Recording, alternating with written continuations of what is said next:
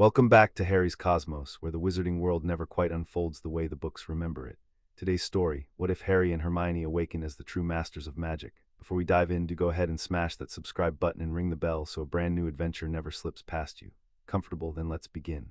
Chapter 1: The night the wards sang. There is an old and disreputable rumor, told mostly by the dead, that magic is not a possession but a debt. The wand does not grant power any more than a violin grants music. It merely makes a polite request of something far older and far less polite, and the something obliges for reasons of its own while keeping a meticulous account in a ledger no living hand has read. Most wizards never learn this. They go to their graves believing they commanded the world, when in truth they only ever asked it nicely and were tolerated. The castle of Hogwarts knew better. The castle had stood 10 centuries with its ear pressed to that older thing, and on the third night of October it heard, somewhere down by the black water of its lake, the older thing answer a question no one had dared put to it in 400 years. But that was later. First there was a boy who could not sleep, and a girl who had decided on his behalf that he would. Harry Potter sat on the cold stone of the astronomy turret with his knees drawn up and his back to the parapet, and counted the lit windows in Hogsmeade because counting was easier than thinking. The valley breathed mist. Below him the school slept in its 100 staggered roofs, and the lake lay flat and lightless, a hole punched in the world where stars should have been reflected and weren't. He had not meant to come up here. He had meant to walk to the kitchens, and then to the owlery, and then nowhere in particular, which was the only destination that had ever truly suited him, and his feet had carried him up instead 8 flights to the one place in the castle high enough that being alone felt like a view rather than a sentence. "You forget," said a voice behind him, "that I always check the map." He did not turn around. He knew the cadence of her footsteps as surely as he knew the weight of his own wand, and he knew, too, the particular crispness she put into a sentence when she had spent an hour fretting and had decided to be cross about it instead. Hermione Granger came around the parapet with her arms folded over her dressing gown and her hair loose and enormous against the dark, and she lowered herself down beside him without being asked, close enough that their shoulders touched because the stone was very cold and there was no sense in both of them freezing separately. "You'll catch your death," she said. "I've been trying for years," said Harry. "It keeps not taking." She made a sound that was not quite a laugh and not quite a sigh, and tucked her bare feet under the hem of the dressing gown, and for a while neither of them said anything at all. This was a thing they could do that he had never managed with another living person, be quiet together without the quiet curdling into something he had to fix. With Ron, there was always the next joke to find. With everyone else there was the constant low hum of being watched, the boy who lived, the scar, the legend that walked around inside his skin and answered to his name. With Hermione, the legend went somewhere else and left him alone, and what remained was only Harry, 13 years old, cold to the bone, counting windows. "You couldn't sleep either," he said. "It wasn't a question. I never sleep the week before exams. There are no exams. It's October. There are always exams," said Hermione. "If not in the world, then in here." She tapped her own temple, and he saw the corner of her mouth move and something behind his ribs eased. Then she sobered and pulled her knees up to mirror his and looked out at the same lightless lake and said in a different voice, the voice she used when she had decided to be braver than she felt, "You've been up here 3 nights running. I'm not going to ask why, because I think I already know, and I think if I ask you'll lie to be kind. So I'm just going to sit here until you're cold enough to come down, and then we'll both go down together, and that's the whole of my plan." Harry looked at her. The mist had beaded in her hair like seed pearls. He thought about the cupboard under the stairs, 11 years of it, the particular architecture of being unwanted, the way it built rooms inside you that no amount of later kindness ever quite tore down. He thought about the fact that no one in that house had ever once come to sit with him in the dark for no reason but to be there. And he thought that this exactly was a kind of magic the wand had never been able to do, and that he would burn the whole astronomy turret down before he let anyone take it from him. "Okay," he said. "Okay," she agreed. They did not, in the event, go down together because that was the night the dementors came over the wall. The cold arrived before the things did, which was the cold's habit, being a herald that traveled ahead of its lord. It came up the side of the turret like water filling a glass, and it was not the ordinary cold of an October night in Scotland, which has manners and a season. It was the other cold, the one that comes from inside the bones rather than the air, the one that whispers that you have always been alone and always will be, and that the warm years were a misunderstanding now being corrected. Harry felt the stars go out one by one in his chest. He heard from very far away and also from right behind his own eyes a woman screaming, and he knew the scream, had heard it in dreams he never remembered on waking, and he understood with the calm of a falling man that he was about to learn whose it was. "Harry," Hermione's hand found his sleeve. Her voice had gone thin. "Harry, the lake," he made himself look. They were crossing the water. There were too many of them. A single dementor is a tragedy. What came over the dark lake that night was a census. A slow black congregation of them gliding 2 feet above the surface with their tattered robes trailing in the mist, and where they passed the water did not ripple but simply ceased, froze gray and dull as a dead man's eye. Frost ran up the shore ahead of them and climbed the castle wall and crazed the windows of the greenhouses with white. The nearest tower lights guttered. Down in the grounds a dog began to howl and then terribly stopped. "The patroness," Hermione said, dragging her wand from her dressing gown, and her hand was shaking so badly that the tip drew figures in the dark. "Professor Lupin showed you. You can do the Harry, do the patroness." He raised his own wand. He reached for the memory Lupin had taught him to reach for, the one warm thing, and found that the cold had got there first and eaten it, the way it ate everything, and what came out of his wand was not a stag but a thin silver vapor that the dark drank before it had cleared the tip. The dementors reached the foot of the turret. They began, without hurry, to climb. The screaming in his head was louder now, and under it a second voice, a man's, pleading, and Harry's knees gave, and he went down onto the cold stone, and the wand rolled out of his open hand and clicked against the parapet and lay there. A stick, only a stick, a phrasebook for a language the cold had just informed him he had never really spoken. And Hermione caught his hand. She did it without thinking, which was not a thing Hermione Granger was famous for. She did it the way a body flinches from a flame, the oldest reflex there is, reaching for the one warm thing in a freezing world. Her fingers closed over his where they lay open on the stone, and her grip was small and fierce and absolutely certain, and she said his name once more, not as a plea this time, but as a fact, an anchor driven into rock, Harry, and the something that keeps the ledger looked up. What happened next has been described in the few accounts that exist of such a thing as a door opening. This is not quite right, because a door implies a wall, a here and a there, and inside you may enter and an outside you may leave. What Harry felt was the discovery that there had never been a wall at all. That the world he had spent 13 years calling solid was a thin bright skin stretched over something vast and turning in a wake, and that the skin had a seam, and that the seam ran directly through the place where his hand met Hermione's, and that the seam had just very gently come unstitched. He could feel her, not her hand, her. The whole roaring architecture of her, the cathedral of a mind that had read itself half to pieces trying to be worthy of a world that kept telling her she was too much. The discipline she wore like armor over the soft, cornered animal that had only ever wanted to be allowed to stay. He felt her precision and the tremor it was built to hide, and the iron beneath both, and he felt her feel him in the same instant, felt her flinch and then steady as she met the cupboard under the stairs and the cold green light and the long unwantedness, and did not look away. Two minds, each at last fully seen, and neither one turning from what it saw. And in the place where they overlapped, where his recklessness ran into her rigor and her structure caught his fire and held it, something completed. A circuit closed, the weave, which is the name the dead use for the turning thing beneath the skin of the world, felt a shape it had not felt in 4 centuries press itself against the seam from the mortal side, and recognized it, the way a lock recognizes the one key cut to its wards, and opened. Harry did not cast a spell. He had no wand in his hand and no word in his mouth. He simply, with Hermione, wanted the cold to stop and meant it down to the floor of himself, and the wanting went out of the two of them, braided into a single strand, and struck the world like a struck bell. Light came up out of the stone. Not from his wand, not from her wand, not from any one place that the eye could blame. It came up out of the turret itself, out of the mortar and the old gray rock, as though the castle had been a lantern all along, and someone had only now thought to ask it to shine. It was white and it was gold, and it was a color that has no name because no painter has survived seeing it, and it did not flicker like fire but poured like water, upward, against the gravity that governs ordinary light, and where it touched the dementors it did not burn them. Burning would have been a courtesy. It unmade the cold in them. It reached into each black congregant and found the absence at its heart, the hole where a soul had been gnawed away, and it filled the hole with the one thing the cold could not abide, which was not heat and was not light, but was the simple, stubborn, twofold fact of company, of you and I, of a hand in a hand on cold stone refusing to let go. The dementors came apart.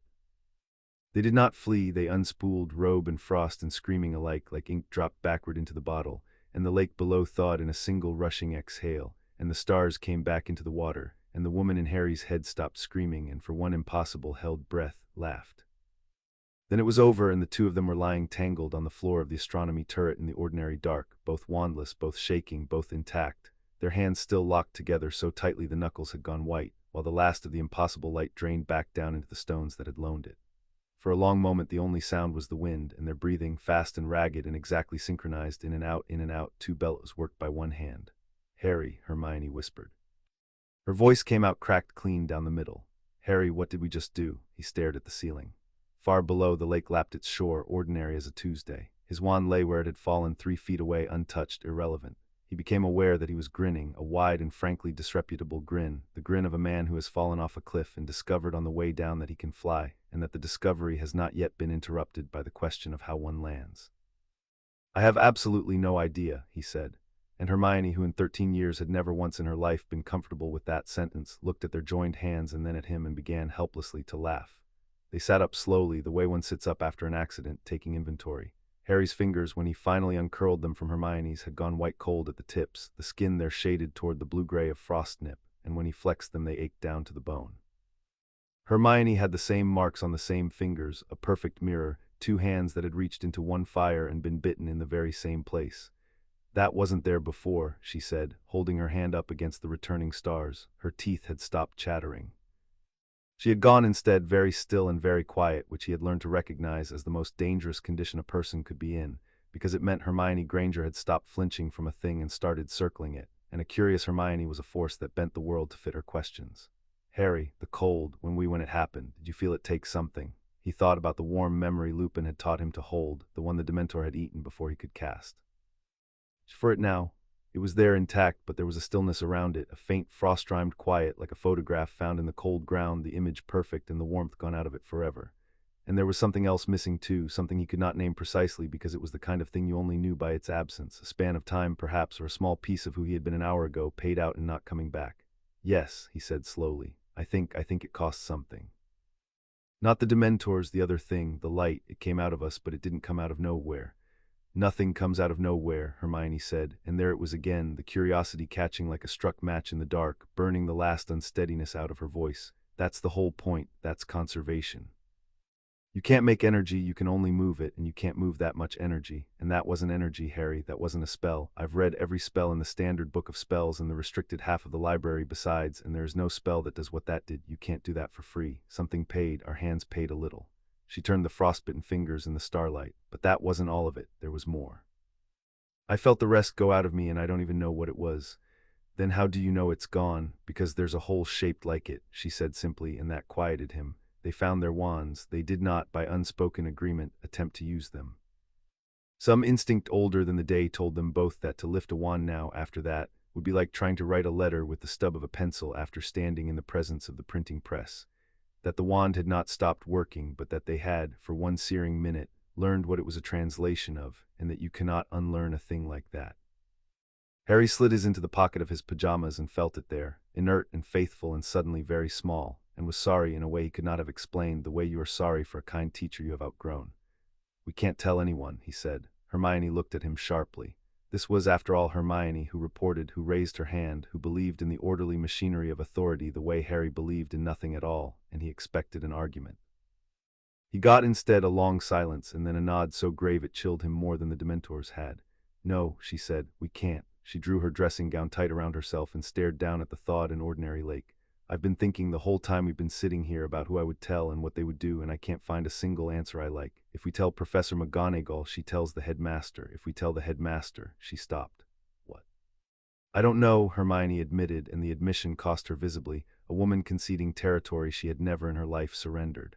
"That's exactly it. I don't know what Professor Dumbledore would do, and 3 hours ago I'd have told you he's the greatest wizard alive and the kindest man in Britain, and that of course we should tell him, of course, immediately. And now there's a voice in my head saying don't, and I have never trusted that voice before, and I find that tonight I trust it more than I trust him, and I don't know why, and that frightens me more than anything that happened on that lake." Harry was quiet. Then he reached over in the cold dark and took her frostbitten hand in his frostbitten hand, gently this time, no circuit, no light, only the human warmth of it, and held on. "Then we don't tell him," he said. "We figure out what we are first, just us, and then we decide." "Just us," Hermione repeated and held on back. They stayed up there longer than was sensible, two children too rattled to sleep and too steadied by each other to leave, and somewhere in the small hours the talk drifted, as it does between people who have just survived something, away from the catastrophe and toward the ordinary. She told him about her parents' kitchen in Hampstead, the radio always on, her father singing the wrong words to songs on purpose to make her mother laugh, the smell of toast on a Sunday. He told her because she had told him hers, and because the dark made it possible, about the cupboard, the spiders, the years of learning to want nothing so that nothing could be taken. He had never said it aloud to anyone. She did not flinch, and she did not arrange her face into the careful softness he had spent his life learning to refuse, which were the two things he could not have borne, She only listened, with her whole formidable attention turned on him like a lamp, and when he finished she said, very quietly, "You'll come to Hampstead this summer. Mum already likes you and she's never met you. I've made you sound far more sensible than you are." And he laughed, the cold half forgotten, and understood that something had been built between them tonight that was older and stronger than the light on the lake, that the weave had only borrowed, that whatever they were about to become, master or monster or martyr, they were first and would remain this simpler and more dangerous thing, a boy and a girl who had decided, without ever quite saying so, to be each other's family in a world that had given each of them too little of it. The wind moved over the parapet. Far below, the thawed lake held the returned stars. Neither of them noticed the thin silver thread of light that had risen, while they spoke, from a window far below them in the headmaster's tower, and hung in the air a moment like a plucked harp string, and faded. A castle is a body, and like a body it has nerves, and the nerves of Hogwarts ran back, as they had run for 1,000 years, to a circular room at the top of the tallest tower, where an old man sat among instruments that no longer had names in any language taught at the school he governed. Albus Dumbledore had been awake. He was very often awake. Sleep had become, in his old age, a country he visited rather than inhabited, and he had spent the dark hours, as he frequently did, in the company of his silver instruments, the little spinning, sighing, whistling devices that monitored the great unseen architectures of the castle and the bloodlines and the wards. He had been watching one in particular, a small thing of glass and orbiting silver that tracked the health of the protections he had laid around a certain boy, when every instrument in the room had gone silent at once. Not stopped, silent. The difference is the difference between a clock that is wound down and a room full of clocks that have all, simultaneously, decided to listen.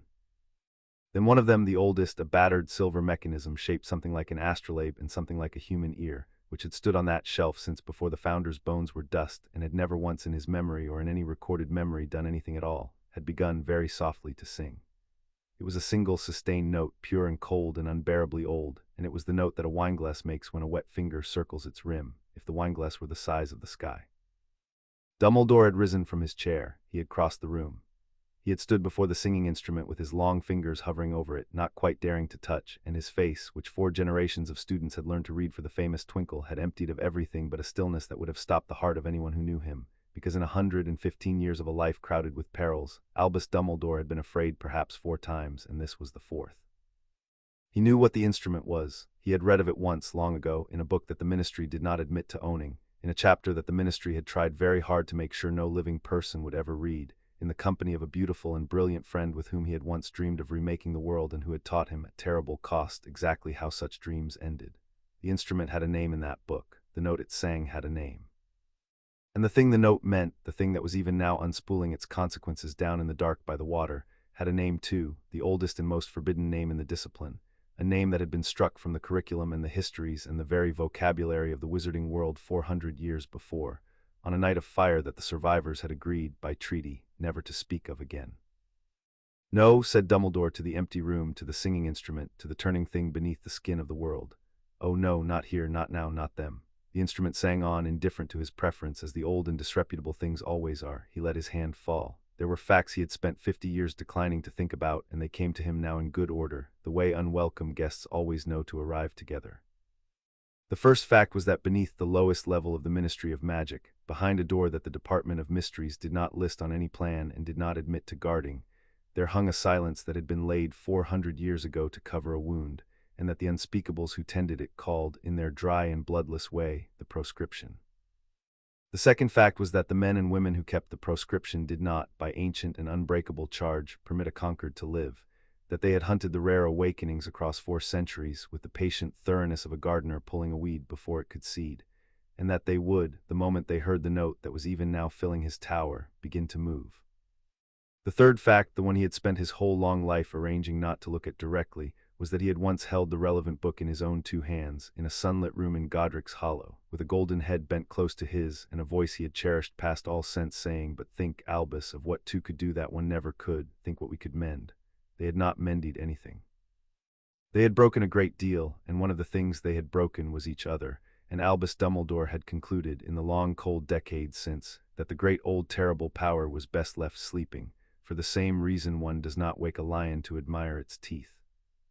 And now 2 children he was sworn to protect had reached into the sleeping thing and rung it like a bell, and the keepers of the proscription would come, and he would have to choose, again, between the love that wanted to shield them and the colder wisdom that had cost him everything once already and stood ready, patient as the grave, to do it again.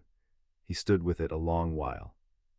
When at last he moved, it was to the window where he looked out over his sleeping castle, down toward the astronomy turret, where two very small figures sat close together against the cold, holding hands, alive, unharmed, and entirely unaware that they had just rung a bell that could be heard in rooms where the dead keep their ledgers. The old man watched them, and the famous kindness was on his face, and underneath the kindness, like steel beneath a velvet glove, was the cold arithmetic of a man who had spent his whole life deciding which devotions he could afford and which he would have to spend, and who was, even now, with the loss still settling into him, beginning to calculate. "Forgive me," he said softly to the two figures who could not hear him. "I had so hoped it would be a simpler war." Morning came the way it always did, with brutal indifference to the night it replaced. Sunlight fell across the great hall and turned the porridge to gold, and 400 children ate and argued and dropped their toast butter side down, and not one of them knew that the castle around them had spent the night listening to something it had not heard since the Plantagenets. Owls came in a clattering gray storm. The post arrived. Somewhere a first-year set his own eyebrows on fire and was applauded. Harry came down to breakfast with frostbitten fingers shoved in his pockets and a head full of cotton wool, and found that the world had not ended and had not even noticed, and did not know whether to thank the world or curse it. He sat down across from Ron, who was constructing a sandwich of architectural ambition, and did not look up. "You look terrible," Ron observed with the comfortable candor of a true friend. "Thanks, Hermione looks terrible too." Ron nodded down the table to where Hermione sat behind a fortification of books, not reading any of them, her tea going cold by her elbow. "You two been up all night doing homework again? It's October, there's no homework. You're sick, the pair of you know that, sick in the head." "Probably," Harry agreed, and meant it more than Ron could know. He caught Hermione's eye over the top of her book barricade. She held his gaze for a moment, and something passed between them, not the weave, nothing so grand, only the ordinary telegraphy of two people who share a secret that has rearranged the furniture of the world. A flick of the eyes toward the staff table, a question. Harry looked. Dumbledore was in his great carved chair at the center of the high table, resplendent in robes the color of a thunderhead, and he was smiling down the hall with the benevolence of a god surveying a well-run harvest. He was telling Professor Flitwick something that made the tiny man laugh and nearly fall off his cushions. He was, in every particular, the Dumbledore of 1,000 mornings, twinkling, kindly, vast and gentle and good, and he was looking at Harry. It lasted half a second. The blue eyes found him over the rims of the half-moon spectacles, across the whole crowded golden length of the hall, and they were not unkind, were in fact almost unbearably gentle, the eyes of a grandfather watching a grandchild he loves and has just been told is dying. Then Flitwick said something else, and Dumbledore laughed and turned away, and the moment closed over like water, and Harry sat very still with a forkful of eggs halfway to his mouth and the cold certainty pooling in his stomach that whatever had happened on that turret, they were not the only ones who knew it had happened. He set the fork down. Down the table, behind her wall of books, Hermione had gone white. She had seen it too. Under the table, where no one could see, Harry pressed his frostbitten fingertips together and felt the faint, banked warmth of the thing that now lived in them, the loned light, the unstitched seam, the door that was not a door because there had never been a wall. It was still there, it would always be there now. And across a hall full of children who would never know, a girl with frostbitten fingers of her own pressed hers together at exactly the same moment. And though they did not touch, though half the school sat between them, he felt her do it, a faint sure pressure against the inside of his ribs, two and not one, and he understood that whatever was coming for them was going to have to come for both of them, because there was no longer any such thing as one. They could not get a moment alone all morning. There was history of magic, where Professor Binns droned the ghost of a lecture through the ghost of a syllabus, and Harry stared at the back of Hermione's head and willed the hours to crawl faster. There was Charms, where Flitwick had them levitating water goblets, and Harry lifted his without his wand, without meaning to, the goblet rising 6 inches off the desk in dead silence before he caught himself and clapped it back down so hard the water slopped over Ron's parchment, and had to spend 10 minutes apologizing and mopping while his pulse did things he could not afford for anyone to read on his face. He looked up once mid-mop and found Hermione watching him across the room with a look that landed like a thrown stone, and he understood it perfectly. Careful, careful, it wants to come out, and we don't yet know what it costs. At last there was lunch and the blessed chaos of 400 children stampeding for the doors, and in the crush of the entrance hall Hermione caught his sleeve and steered him, with the unanswerable authority she reserved for emergencies, out a side door and down a corridor and through a tapestry into a disused passage that smelled of dust and cold stone and ended at a window overlooking the grounds. "It happened to me too," she said before he could speak. She was breathless and her eyes were too bright, and her words came out in the rapid clipped burst of a dam giving way. in arithmancy. Professor Vector wrote a problem on the board, one of the hard ones, the kind that takes the whole class, and I knew the answer before she finished writing it, not worked it out, knew it, the way you know your own name. The numbers they arranged themselves, they wanted to be solved, and I could feel which way they wanted to go, and it was the most. She stopped, pressed the back of her frostbitten hand to her mouth, breathed. It's still happening. It hasn't gone away. Whatever we did, we didn't do it. We became it. We're different now, both of us, and I have spent the entire morning watching you nearly drop the castle on everyone in charms, and I cannot do this, Harry. I cannot sit through ancient runes pretending I don't feel the runes pretending to be ink. Hey. He took her by the shoulders. Hey, breathe, she breathed. He watched her drag herself back from the edge of it by main force, the great machinery of her discipline grinding into gear, and he thought, not for the first time, that the bravest thing about Hermione Granger had never been the spells. It was this, her trick of looking the abyss dead in the eye and then taking out a quill to start methodically mapping it. All right, she said, steadier. All right, we need rules. We need to know what it is and what it costs and who else can do it and why no one's ever told us about it. And we need to know all of that before anyone else figures out what we are. And we have. She glanced at the watch on her thin wrist. We have a free period after lunch, and I have already lied to Ron and told him we're doing extra runes practice, which he believed instantly because he thinks we're mad, and so we have 90 minutes. The library, the restricted section. I have my note from Lupin. He'll sign anything for me. We start there. Harry looked at her, frostbitten and ferocious and shaking and already somehow in command of the catastrophe, and felt the warmth in his chest that had nothing to do with the weave and everything to do with the simple impossible luck of not being alone in this. You've already made a list, haven't you, he said, in your head, of every book we need. Of course I've made a list, said Hermione with great dignity. I made it during History of Magic. There are 11 books, and 4 of them are in the restricted section, and one of them I'm fairly sure isn't supposed to exist. She squared her shoulders, lifted her chin, and held out her frostbitten hand to him, palm up, an invitation and a vow. Are you coming, or are you going to stand there grinning? He took her hand. The frostbitten fingers laced through his, and far down beneath the skin of the world the turning thing stirred and noted in its endless ledger that the key had not been a fluke, that the lock had been opened a second time, deliberately, by 2 who already half understood what they had become, and that the long silence of 400 years was, whether the living wished it or not, decidedly over. Lead on, said Harry. The restricted section of the Hogwarts library was kept behind a rope and a reputation, the first easily stepped over and the second doing most of the actual work. Madame Pince guarded it with the ferocity of a dragon on a smaller horde, but Hermione's note from Lupin was genuine and her air of scholarly grievance was unimpeachable. And within the quarter hour the 2 of them were folded into the farthest, dimmest carrel, where the lamplight gave out and the shelves leaned together overhead like conspirators. And the book smelled of old leather and older secrets and a faint chemical sharpness that Hermione said was the binding spells decaying and Harry privately thought was the smell of things that did not want to be read.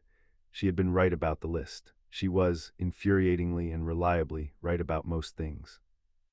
10 of the 11 books yielded nothing but the ordinary lies of history, long genealogies of exceptionally powerful wizards, breathless accounts of feats that Harry now understood, with the contempt of the newly initiated, to be mere wandwork dressed up as wonder, the asking nicely of the world mistaken for the commanding of it. None of them so much as gestured at the turret, at the light that came up out of the stone, at the hand in the hand.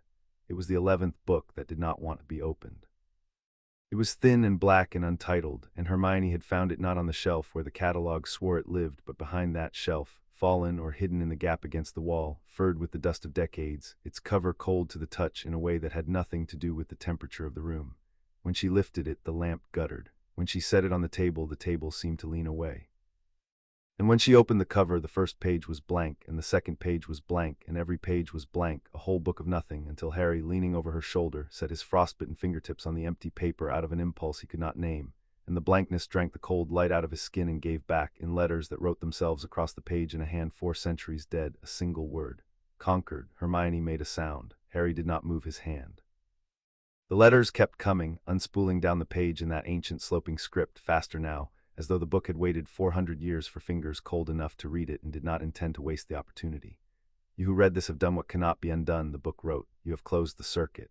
You have touched the weave with 2 hands and 1 will, and the world has answered you, and there is no shutting that door, for there was never a door, only a wall you have learned was a lie. Read then while there is time, for those who knew the most are dead, and those who live will lie to you, and chief among the liars will be the ones who hold you dearest. Beside him, Hermione had gone utterly still. Her hand had found his on the page, frostbitten fingers over frostbitten fingers, and where they overlapped the letters came faster and brighter, fed by the doubled cold, and Harry felt the bridge open between them again, gentle this time, no roar, only a quiet, unbroken sense of her there, reading every word in the same instant he did, the two of them pouring their attention down into the ancient page like light into a lens. There are not many of us, the book said. There have never been many. In all the long history of the art there have been, by the careful count of those who counted, 11 concords, and of the 11, 10 ended in fire, and the 11th ended worse. We are not made, we are not taught, we cannot be bred for nor bought nor forced. We happen the way lightning happens, when two who were always going to find each other finally do, and in the finding discover that the world has been waiting all along to be told the truth by two voices speaking as one. You cannot do this alone. Mark that above all else, alone you are merely strong, and strength they know how to chain. Together you are something they have spent 400 years pretending does not exist, and they will come for you gently at first in the guise of protection, and you must learn before they arrive the one thing that I learned too late. On the night the world caught fire and my other half went into the dark and did not come out. The letters slowed. The lamp had gone very low. Across the page, in a hand that had begun somehow to shake, the 400-year-dead writer set down the last words on the page, and Harry and Hermione read them together, frost to frost, two and not one, in the deep cold quiet of the dust and the leaning shelves. The one thing is this: the art is not power, the art is trust, and the world will spend everything it has to teach you otherwise. The book closed itself.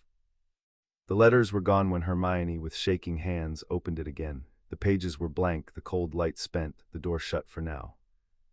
The two of them sat in the dim carrel with the dead writer's warning settling over them like the dust, and somewhere far above, in a circular room at the top of the tallest tower, an instrument that had stood silent for 400 years sang one last time and then was still, and an old man with terrible kind eyes closed a drawer he had just unlocked, and did not, for a very long time, sleep.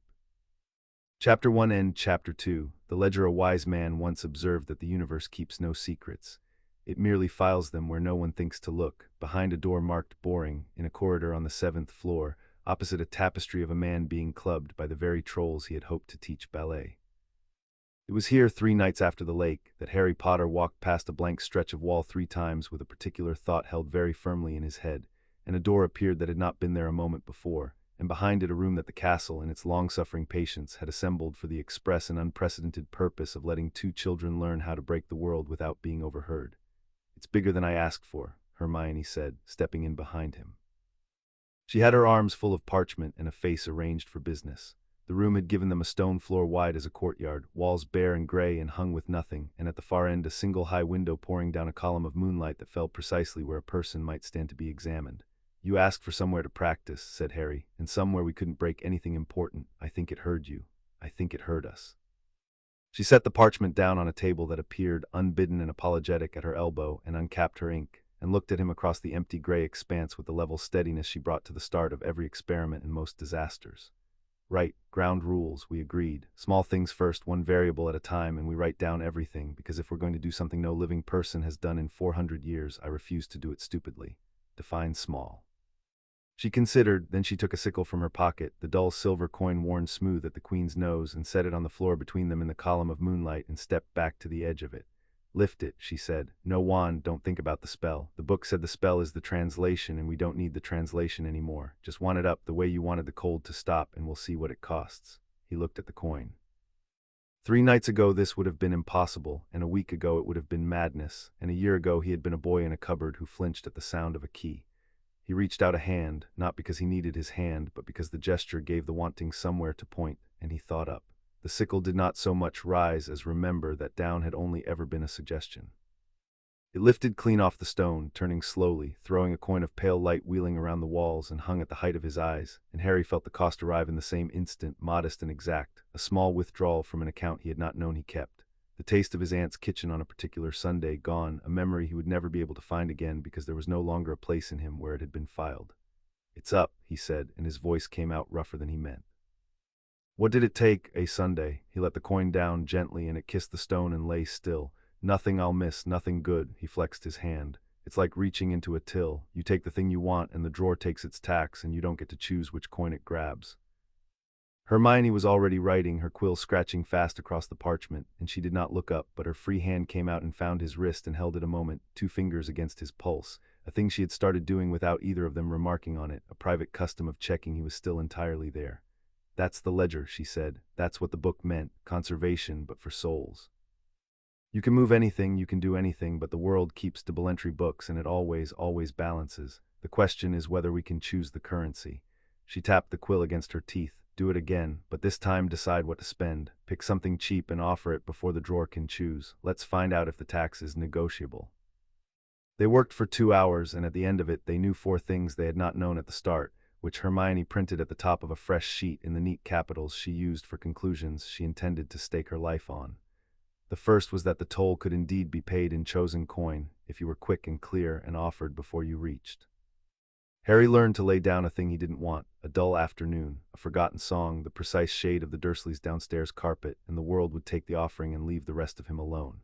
It was, Hermione said, like haggling with something blind and enormous and scrupulously fair, that could not see what you valued and would happily strip you to the bone if you let it choose, but that honored any honest price you named. The second thing was that he could not do it alone for long. He lifted the coin alone and turned it, and even on the 9th try, made it sing a single pure note out of the moonlight. But each working alone cost more than it should have, the tax creeping upward, the drawer grabbing greedier handfuls, until on the 10th attempt the cold came back into his fingers and the room dimmed at the edges and Hermione crossed the floor and took his hand without being asked, and the cost halved itself between them and steadied, and the room brightened, and he understood in his body what the book had told them in ink. One of them was a man shouting into a canyon. 2 of them were a circuit, and the canyon answered. The third thing was the twining, and it was the third thing because they had been avoiding it, each privately, the way one avoids the edge of a high place one knows one will eventually have to look over. When their hands joined and the working ran between them, the wall that separated one mind from another thinned to nothing, and Harry could read the inside of Hermione's thoughts as plainly as a page held to a lamp, and she his, and there was no hiding in it, and no lying in it, and nowhere at all to stand that the other could not see. The first time it happened in the room they both let go at once, breathing hard, not looking at each other, because 13-year-olds are not built to be that naked to anyone. The second time they held on a beat longer. By the 5th they had stopped flinching, because they had discovered the thing the book had not been able to put into words, that being seen that completely by the one person who did not turn away from what they saw, was not the violation they had braced for but its exact opposite, a kind of homecoming neither of them had a name for, and both of them, separately and at the same instant, decided never to give up. The fourth thing Hermione did not write down for a while. She sat with her quill hovering and her brow folded, and when Harry asked what was wrong she turned the parchment around so he could see the column of figures she had been keeping, the running tally of what each working had cost and who had paid it. It's not symmetrical, she said. Look, when we work together the toll splits, but it doesn't split evenly. You're paying more than I am, not by much, but every time it leans your way. She set the quill down. I think it's because you reach first. You're the one who leaps. I'm the one who holds the rope, and the leap costs more than the holding. Then I'll leap and you hold, said Harry. That's how it's supposed to be. You're the one who keeps us from falling off the world. I don't mind paying for the view. I mind. She said it flatly, without drama, which was how he knew she meant it all the way down. We do this together or we don't do it. If the books don't balance between us, I'll find a way to make them. I'm not going to stand on the rope and watch the world charge you for both of us. She picked the quill back up. That's the 5th thing then, Rule 5, nobody pays alone. He looked at her in the column of moonlight, fierce and tired and entirely certain, and thought that of all the impossible things the lake had given him, the most impossible by a wide margin was sitting across from him doing sums to make sure the universe didn't overcharge him for a miracle. Rule 5, he agreed. It was on the 6th night that they learned how the drawer behaved when you asked it for too much, and the lesson very nearly cost them more than either had to spend. They had grown confident, which is the precondition of every disaster ever recorded. The coins and the candle flames and the singing motes of dust had begun to feel like child's work, and Hermione, who could no more leave a frontier unmapped than she could leave a footnote unread, had set on the floor between them a dead thing, a sparrow found stiff and small on a windowsill that morning, its eyes filmed, its wings folded by nobody. She did not say what she wanted. She did not have to. The wanting rose in both of them at once, the oldest wanting there is, and their hands found each other, and Harry reached. He understood his mistake the instant he was inside it. This was not a coin to be lifted. This was a knot tied in a rope that ran clean off the edge of the world, and when he pulled, the rope pulled back, and the drawer behind the world did not offer him a sundae or a shade of carpet, but flung itself wide open and reached up his arm toward everything he had, greedy past all haggling, because the price of one undone death is not paid in small change. The cold came up through the floor. The moonlight curdled. He felt a year go out of him, and then another, felt his own hand on Hermione's grow thin and old, felt the sparrow's heart give one wet, reluctant beat under a power that was emptying him like a bottle held upside down, and somewhere very near he heard the faintest answering sound from far to the south, a vast, slow, indrawn breath, as of something sealed that had smelled on the wind, a debt the size of the one it had died of. "Let go," Hermione said, and then when he could not, when the rope had his hands and would not give them back, she did the only thing left to do. She stopped holding the rope and seized him instead. She wrapped her whole mind around his and hauled, threw their joined weight backward off the edge, and named a price the world could actually take, flinging it into the open drawer with the speed of pure instinct. Every hour of that night's practice, the coins, the candles, the singing dust, all of it, gone, unlearned, ripped out of both of them in a single tearing instant to slam the drawer shut. The cold let go. They went down hard on the stone, tangled, gasping, the sparrow dead again and small between them, and for a long while neither of them could speak. When Harry could lift his hand, he saw that the hair at his right temple had gone white, a thin streak of it, and would stay white. Hermione saw it too. She did not weep, though her eyes were bright and her mouth was unsteady. She reached up and touched the white streak with 2 fingers, very gently, the way you touch a scar to learn it, and then she took out her quill with a hand that shook and wrote at the very bottom of the page in capitals pressed so hard they tore the parchment. Rule 6. There is a door we do not open, not ever, not for anything. And under it, smaller in her ordinary hand, the thing neither of them would say aloud, it heard us. Something down there heard us ask. The research went faster than the practice, because Hermione Granger turned loose on a library was a force of nature with a borrowing card, and because the black book, once opened, had decided to talk. It would not talk to either of them alone. Harry had tried, slipping back to the carol on his own, pressing his cold fingers to the blank page, and the page had stayed blank, sullen as a sealed door. But when the two of them sat over it together, frost to frost, their joined attention pouring down into it, the old dead writer woke and wrote, and over 3 long evenings in the back of the restricted section they learned the shape of the thing they had become. They were called the Conquered in the language the writer used, which was not quite English and not quite Latin and seemed to predate the convenience of either. A Conquered was a pair, always a pair, 2 who had touched the weave with one will. There had been, as the book first told them, 11 in all the recorded history of the art, and the book gave their names where it knew them, in a roll that read like a litany and ended, every time, in fire. The wives of the Hebrides who had turned back a plague ship and were burned for it by the very people they saved. The 2 brothers of Clonmacnoise who had calmed a sea and drowned anyway. The smith and the midwife of the Cinque Ports who had raised a wall of living stone against the French and been quietly poisoned by their own king for the crime of being needed too much. Power, the book said, the establishment can forgive. A king can use a powerful man. But a conquered cannot be used because a conquered cannot be divided, and what cannot be divided cannot be ruled, and so the rule, when it cannot rule a thing, unmakes it. That's why no one's heard of us, Hermione murmured on the second evening, her finger tracing the litany of the burned. It's not that we're rare and we're erased. Every time one of us appears, somebody makes sure the next generation never learns it was possible, so each new conquered wakes up thinking they're the first, and alone and ignorant and easy to. She stopped. The candle guttered, easy to put out. Then we don't wake up alone, said Harry. We woke up together. That's the part they couldn't fix. The book, when they came to the 11th and last name, went quiet in a different way. The letters slowed and grew uneven, the way a voice does when it approaches the one thing it has been circling for 400 years, and what it told them across both their joined hands in the failing candlelight was the only part of the history that Hermione did not take notes on, because some things you do not trust to parchment. The last conquered, the book said, were called Aldous and Igraine, and they were the best of us, and they are the reason for the proscription, and the reason your enemies are right to dread you. In the year of the great pestilence, when the carts went through the towns and the bells did not stop, the 2 of them resolved to do what no conquered had ever dared, which was to reach past the body and the breath, past the small workings of stone and storm, and lay their 2 hands on death itself and unmake it as one unmakes a knot. They were strong enough, that was the horror of it. They were strong enough to do it, and they did, and for one shining hour the dying sat up in their beds across half of England, and the bells rang for gladness instead of grief. And then the bill came due. For death is not a coin in the drawer, my children. Death is the floor the drawer stands on. And when they tried to pay a debt that size, the world had nothing left to take from them but the weave itself, and a hole opened where their working had been, a wound that did not bleed but hungered, an absence with an appetite, and it ate Igraine first and Aldous after, and it has been eating very slowly behind a sealed door ever since. They called it the Hollow. We do not speak its name. Learn from us the last lesson, the one we paid the world to teach you. There is a price even a conquered must not offer, and the surest way to be made to offer it is to be told you are the only ones who can. The candle went out. Neither of them moved to relight it. In the dark of the restricted section, with the dead writer's warning cooling on the page, Harry felt Hermione's hand tighten on his, and felt, through the thinning wall between them, exactly what she was thinking, because it was exactly what he was thinking too.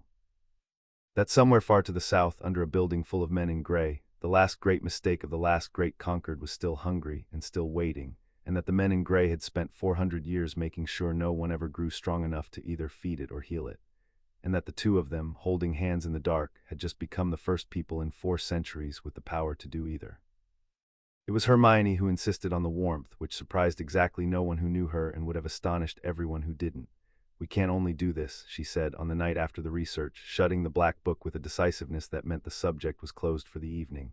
"We can't only be the conquered. The book is full of people who became nothing but the work, and they all burned, so." She stood, brushed the dust off her skirt, and held out her hand in the way that had stopped being a question. "Kitchens, both of us. I want cocoa, and I want you to tell me something that has nothing to do with the end of the world." The Hogwarts kitchens at midnight were a cathedral of copper and low gold light, and the house elves, who adored Hermione with the fierce, confused loyalty of creatures being championed against their stated wishes, produced cocoa and a tower of toast, and then withdrew to respectful distance to watch her drink it. Harry sat on a flour barrel with his hands around the warm mug and told her, because she had asked and because the cocoa made it possible, about flying. Not the war and not the snitch and not the long shadow of being watched, but the plain animal fact of it.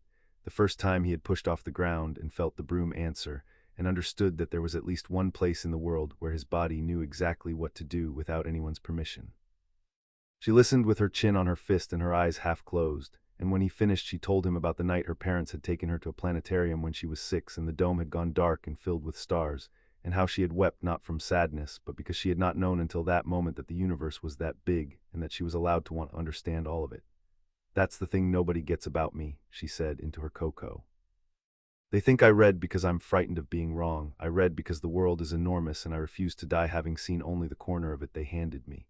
She looked up at him. "You're the only person who's never once made me feel like that's too much." "It's not too much," said Harry. "It's the right amount. It's exactly the right amount." He turned the mug in his hands. "You know what I worked out on the lake before any of it made sense? I worked out that if I was going to fall off the edge of everything, you were the only person I'd have wanted falling with me. That was the last clear thought I had. And then your hand was there and it turned out we weren't falling. We were the only 2 people in the world who'd ever learned to stand up." She didn't answer that for a moment. Then she set down her cocoa and looked at him very seriously, with the focus she brought to a problem she had decided to solve for good and all. "My parents are going to love you," she said. "I've decided. You're coming for Christmas as well as the summer. Mum will feed you until you're a normal size and Dad will pretend to disapprove of you, which is how you'll know he likes you, and you will have a family, Harry, because I have decided that too, and I am, as you may have noticed, very difficult to argue with."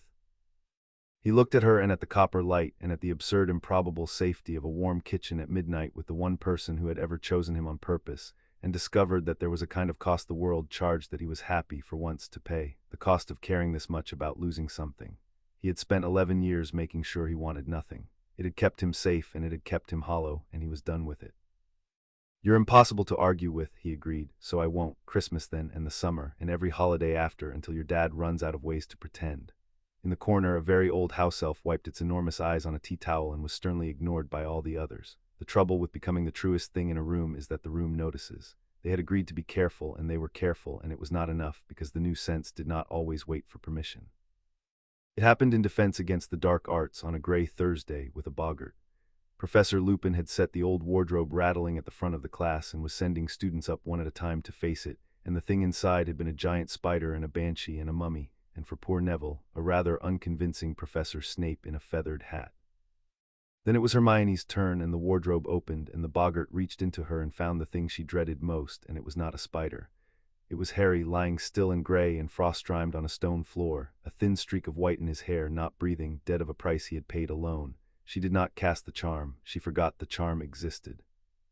The new thing in her looked at the lie the boggart had made of him and simply refused it, the way one refuses a sum that does not add up, and the refusal went out of her without a wand and without a word, and the boggart did not turn comical and it did not pop. It came apart. It unraveled into gray smoke and was gone, wardrobe and all, the heavy oak doors falling off their hinges, and the temperature of the room dropped 10 degrees and came back, and 20 students sat in dead silence staring at the space where a fear had been unmade rather than mocked. "Well," said Remus Lupin into the quiet, in the mild voice of a man who has just seen something he will not be able to stop thinking about, "that is not the standard countercharm, Miss Granger, but effective. Quite remarkably effective." His eyes moved from Hermione to Harry, who had half risen from his seat without realizing it, his hand already out and back again, and something crossed the tired, kind face that was not suspicion and was not alarm but a careful, dawning professional attention. "Class dismissed, I think, a few minutes early." Miss Granger, Mr. Potter, no, you're not in trouble. Stay a moment. I find I should like to talk to you both. They stayed. And Remus Lupin, who had loved two boys who became something extraordinary and had watched the world destroy them for it, looked at these two and said nothing of what he was thinking, and asked them only how they were finding the term and let them go. And that night he wrote no report to anyone and instead sat up very late by his fire, turning a battered photograph in his hands, thinking about wolves and stags and the terrible price of being more than the world has decided to allow. The summons came 2 days later on heavy cream parchment in a looping emerald hand, and it asked, with the unhurried courtesy of absolute power, whether Mr. Potter and Miss Granger would do the headmaster the kindness of taking tea in his office at 8 o'clock that evening. The password it added was sherbet lemon. He's separating us, Hermione said at once, reading it over Harry's shoulder. Then she read it again. No, he isn't. He's invited us together. Why would he invite us together? Because inviting us apart would tell us he knows we shouldn't be, said Harry, and watched her face change as she caught up to him, which was a novelty he intended to savor for the rest of his life, the rare and golden experience of arriving somewhere a half-step ahead of Hermione Granger. He's being careful. He doesn't want us to know how much he knows, so he does the normal thing, the kindly thing, tea for two, and he watches what we do. Then we do the normal thing back. Her chin came up. We're two students invited to tea. We're delighted. We're a little nervous, like anyone would be. We don't know anything we shouldn't, and we certainly can't do anything we shouldn't, and above all, she gripped his arm. We do not touch, not once, not for reassurance, not by accident. If we touch in that room, he'll see the circuit. We go in as two ordinary, frightened children, and we come out the same way, and we don't give him a single thread to pull. The gargoyle leapt aside at the password, and the spiral stair carried them up, and the office at the top was exactly as Harry remembered it and entirely different, because he was looking at it now with new eyes, and the new eyes could not stop counting. The silver instruments on the spindle-legged tables, which he had taken last year for the harmless clutter of a brilliant eccentric, he now understood to be a wall of sensors, every one of them pointed at the room, every one of them waiting. Portraits of old headmasters who pretended to doze watched from under their painted lids.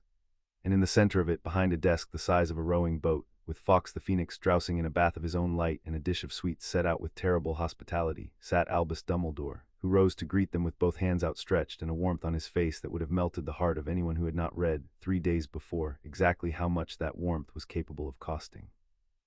Harry, Miss Granger, how very kind of you to come. He waved them to 2 chairs that had arranged themselves into a companionable angle. Tea. I'm afraid I have developed, in my old age, an indefensible weakness for these. He indicated the sherbet lemons, and an even more indefensible habit of inflicting them on my guests. Do sit. You both look tired. The autumn term is a cruelty we inflict on the young and then have the gall to call it education. They sat. They did not touch. The tea poured itself.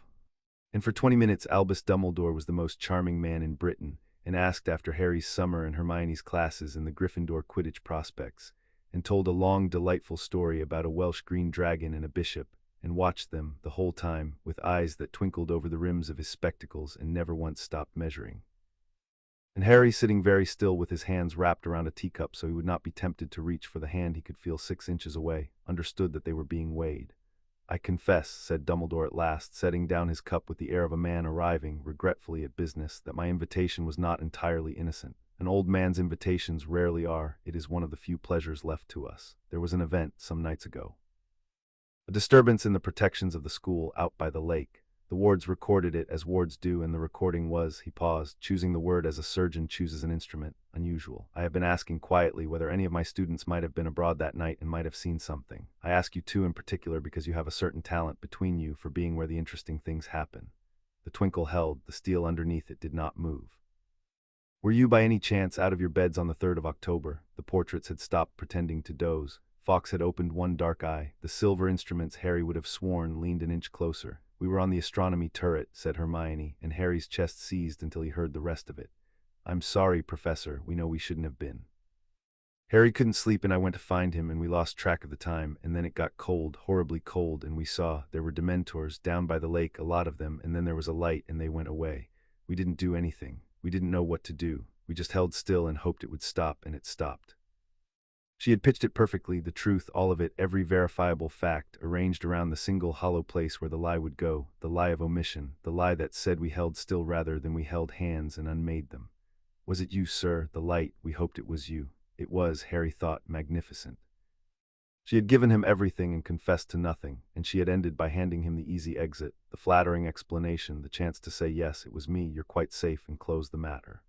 A lesser man would have taken it. Dumbledore did not take it. He looked at Hermione for a long moment, and then at Harry, and something moved behind the blue eyes, a pressure, gentle and enormous, like a great soft hand laid against the surface of Harry's thoughts and pressing, testing for a way in. Harry had no idea what it was or how he did it, but the new sense the lake had given him knew it for an intrusion, and reacted the way a hand reacts to a flame, all on its own, snapping shut, a wall coming down across the front of his mind so fast and so smooth that the great soft pressure met it and slid off, finding nothing, locked out. He saw the instant it happened. He saw Dumbledore feel the door close. And he saw in the half-second before the charm and the twinkle came back down like a curtain, the old man's face go absolutely still.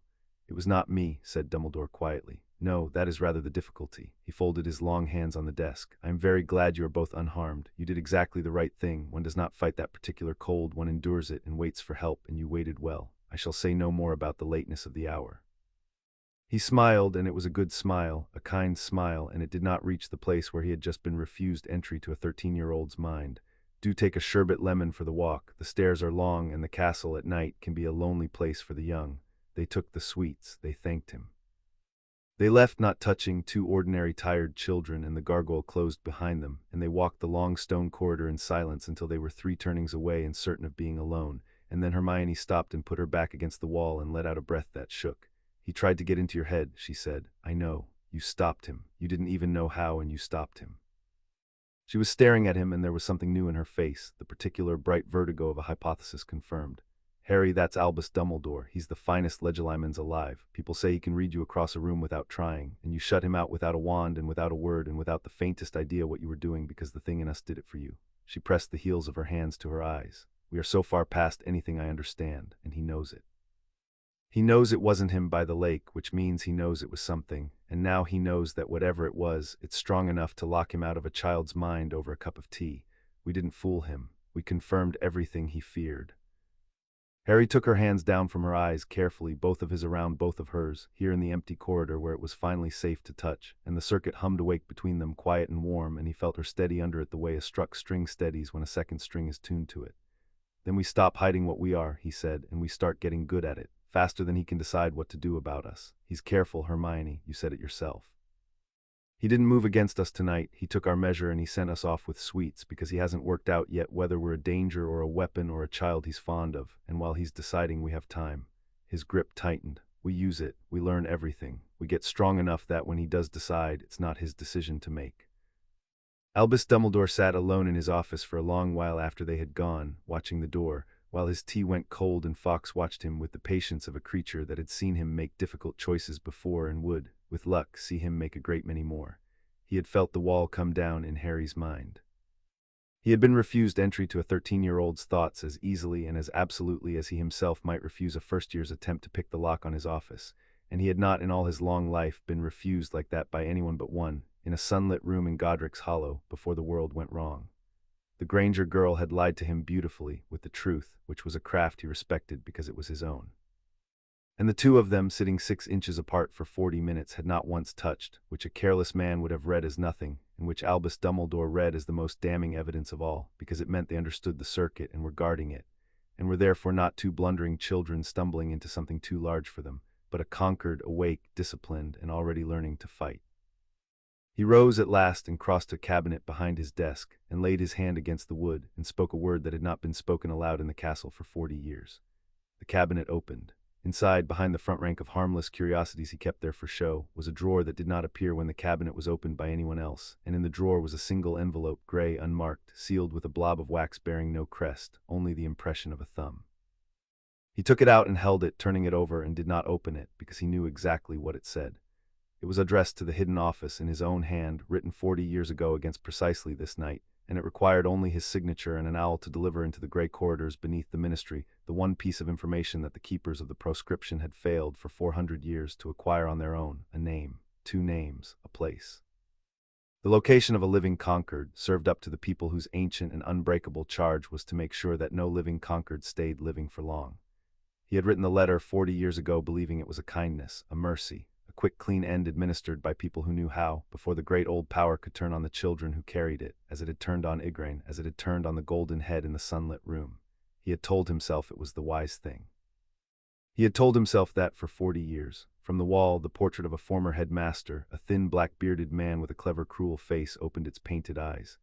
"You are hesitating, Albus," said Phineas Nigellus Black in the dry voice of a man who had never in life or death been troubled by a scruple. "How disappointing. You wrote that letter when your hand was steady and your judgment was sound. Sign it, send it. Let the gray men do the ugly work as they were made to, and spare yourself the indignity of growing fond. Sentiment is the one luxury a headmaster cannot afford. I should know. I never afforded it, and I slept beautifully." Dumbledore looked at the envelope for a long moment. The wax thumbprint was his own, pressed there 4 decades ago by a younger and more certain man. "You slept beautifully, Phineas," he said softly, "because you were never asked to choose between 2 children and a thing that has kept you awake for 400 years. I find to my very great inconvenience that I am no longer certain which of the two I should fear the more, what they might become if I let them grow." He turned the gray envelope once more in his fingers, and the firelight caught the blank wax and did not warm it, "or what I will have become if I sign this and call it wisdom." He did not sign it. He put it back in the drawer that no one else could open, and closed the cabinet, and stood a while with his hand flat against the wood. Then he went to his desk and drew a fresh sheet toward him, and began in the looping emerald hand to write a different letter entirely, to the old friend who taught defense against the dark arts and had once, long ago, run with a pack of boys who called themselves marauders. A letter that asked, with great delicacy and no explanation at all, whether Remus Lupin had noticed anything unusual, of late, in the 2 students he was known to favor, and whether he might be persuaded to keep a closer and a kinder eye. Outside the window, far across the dark grounds, a single owl that no one at Hogwarts had sent, and no one at Hogwarts would see, lifted off the roof of the Hogsmeade post office, banked south against the cold stars, and set its course, with the patient certainty of a thing that has been waiting 400 years, for London. Chapter 2 and Chapter 3. Grandfather's wards. There is a particular arrogance that belongs to the old, and Albus Dumbledore had cultivated his for a century until it was indistinguishable from wisdom. It told him, among other comfortable things, that power was a river, and that he stood at its only ford, that nothing of consequence could cross the wizarding world without first asking his leave or fearing his displeasure. He had built his long life on the certainty that he was the strongest piece on the board. He had not yet understood that 2 children in a disused classroom were quietly rewriting the rules of chess. By the 2nd week of November they could work without touching. It had cost them a month of patient labor to manage it, because the obvious method, the joined hands, the closed circuit, the warm certainty of the other's grip, was a thing they could not always afford in a castle full of eyes.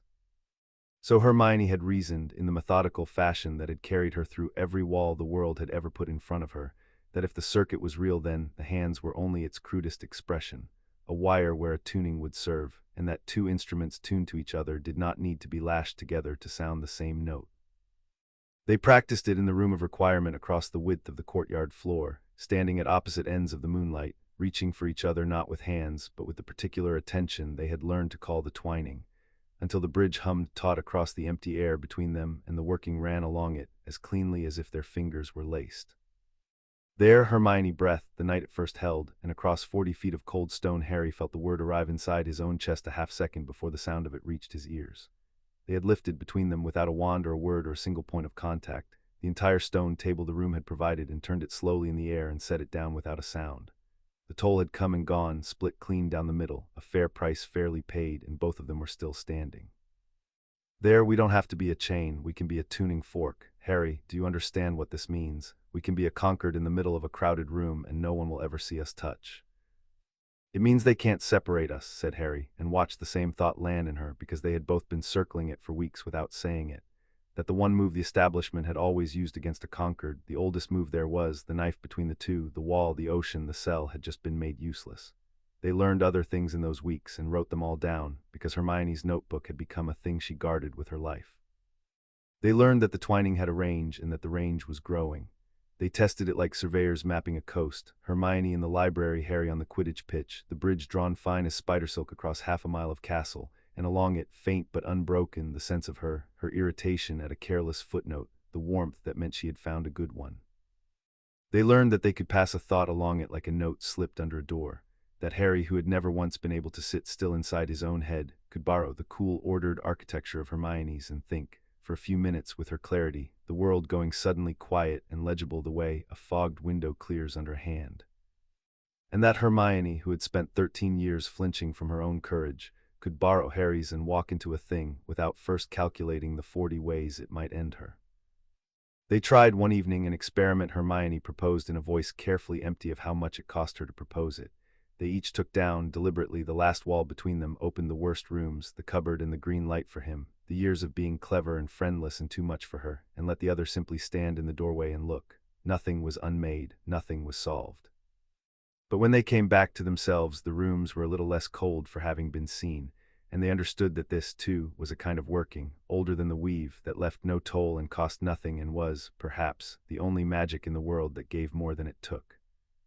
And the more they practiced, the more the ordinary magic of Hogwarts, the wands and the incantations and the careful 7-year curriculum, began to look to both of them like exactly what it was.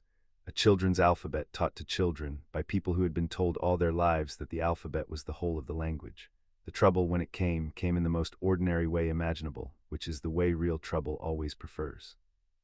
It was a Tuesday, and it was care of magical creatures, and Hagrid, whose enthusiasm had always run several lengths ahead of his judgment, had brought the third years out to the edge of the forbidden forest to meet a creature he described, with shining eyes, as a bit misunderstood.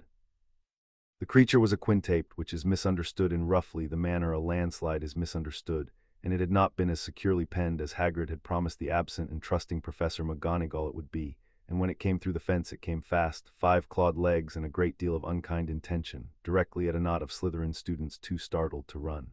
Harry did not decide to move. There was no deciding in it. He was simply between one breath and the next, standing between the thing and the children with his hand already up, and across the clearing Hermione had turned at the same instant with her own hand rising, the two of them snapping into alignment without a glance, the twining going taut and singing in the cold air, and the working went out of them braided and whole before any teacher had finished drawing breath to scream. The quintape stopped.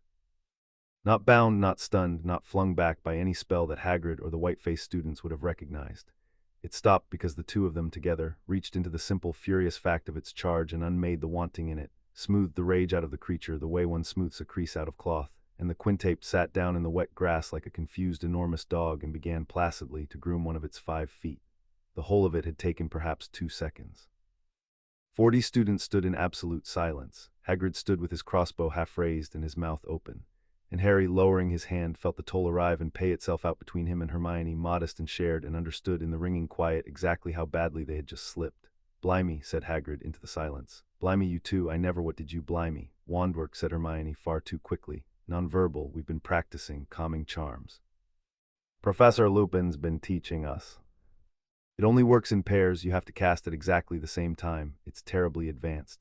She was talking too much, building the cover even as it crumbled, and Harry watched the cleverest person he had ever met discover that there was no lie large enough to cover what 40 people had just seen, which was 2 children turning aside a creature that should by every law of the world have killed someone, without a sound, without a spell anyone knew, in perfect and effortless concert.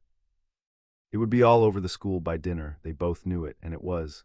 What followed in the days after the quintape was the strangest thing that had happened to Harry yet, stranger in its way than the lake, because it happened slowly and to other people, and there was nothing he could do to stop it. The school changed shape around the two of them. It began with the looking. He had been looked at all his life, of course, the scar, the legend, the boy who lived. He knew every flavor of stare a person could produce and had long ago stopped tasting them. But this was a new one. Younger students fell silent when he and Hermione passed and then talked very fast once they had gone. Older students, 6th and 7th years, who had never once deigned to notice a 3rd year, watched them down the length of the corridor with expressions caught somewhere between hunger and unease. Twice he found 1st years who had plainly been dared to come and look at them, and who fled when looked back at. The story had grown in the telling, as stories do, until by Thursday it was generally understood across 4 houses that Potter and Granger had killed the quintape with their bare hands, or tamed an acromantula, or struck Hagrid dumb with a glance, and the facts, which were stranger than any of it, ran underneath the rumors like a cold current under bright water. The professors were worse because the professors hid it better. Professor Flitwick, who had spent 2 years gently despairing of Harry's charm work, now watched him across the classroom with the bright, nervous attention of a man auditing a sum that would not add up. Professor McGonagall summoned them both, sat them down, and asked them with the flat directness that was her great virtue, precisely what had occurred at the paddock. And when Hermione gave her the calming charm story, McGonagall listened with her lips pressed white and then said only, "I have taught transfiguration in this castle for 39 years, Miss Granger, and I know the difference between an advanced charm and a thing that has no business existing. I will not press you. But I will tell you that unsettling your teachers is a luxury that has destroyed clever children than you, and I would be obliged if you would be more careful where you are seen to be remarkable." It was, Harry understood, as close to a warning and as close to an offer of protection as that proud upright woman knew how to come, and he was sorry he could not take it. And then there was Snape, who did not hide it at all and did not need to. He stopped Harry alone in a dungeon corridor on the Friday morning, stepped out of a doorway like a thing the shadows had decided to keep and stood too close, and looked at him with black eyes that had spent a lifetime learning to find the worst in a person and use it. "Two students," said Snape softly, "subdue a Class 5 creature without incantation, without movement, without, by the dozen accounts I have been forced to endure, anything an educated wizard would recognize as magic at all. The whole castle calls it a marvel. I find I am the only person here old enough and suspicious enough to call it by an older name." He leaned in. "I do not know yet what you are, Potter, but I knew your father, and I have spent a great deal of my life around people who believed the ordinary rules did not apply to them, and I will tell you what became of every last one of them free of charge. The rules always apply. The bill always comes. And the cleverer you are about postponing it, the larger it grows."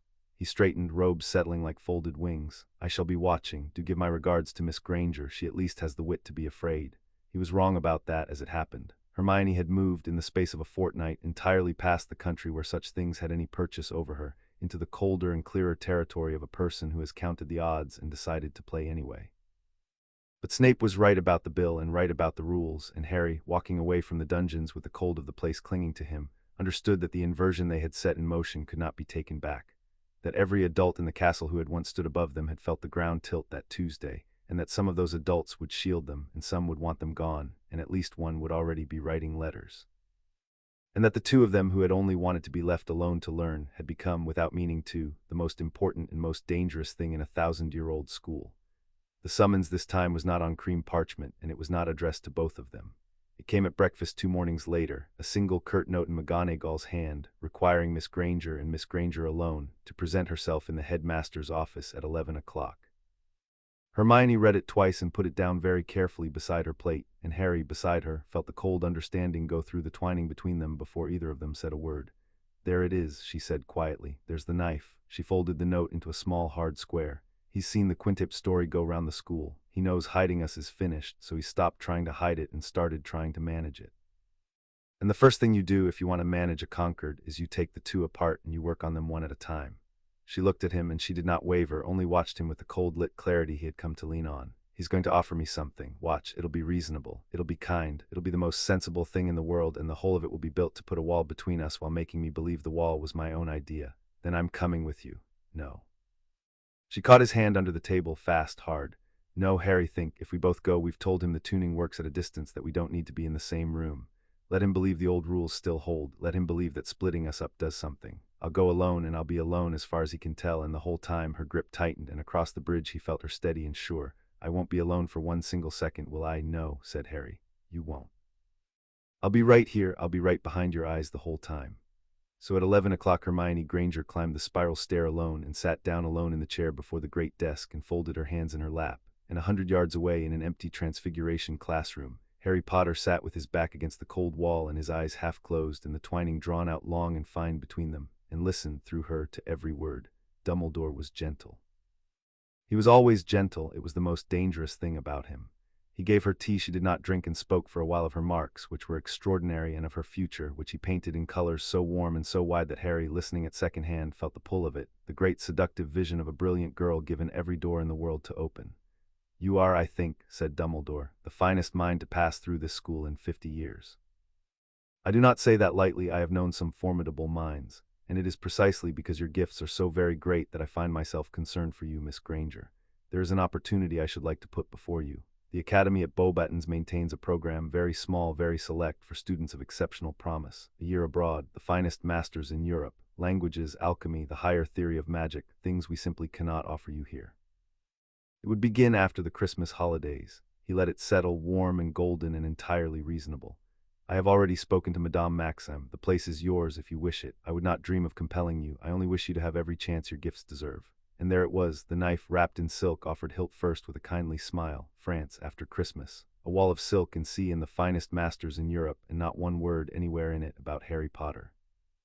Harry, in the cold classroom, felt Hermione consider it, not the offer, the move. He felt her admire it in the detached fashion she admired any elegant proof, and then he felt her set it down. "It's a beautiful offer, Professor," she said. "Thank you, genuinely. A year ago I'd have wept with happiness." She paused. "May I ask you something instead of answering? You said you're concerned for me. I'd like to know what you're concerned about, specifically." Because you haven't said, and you say everything else so beautifully, that the one thing you've left out rather stands up and waves. There was a silence in the office.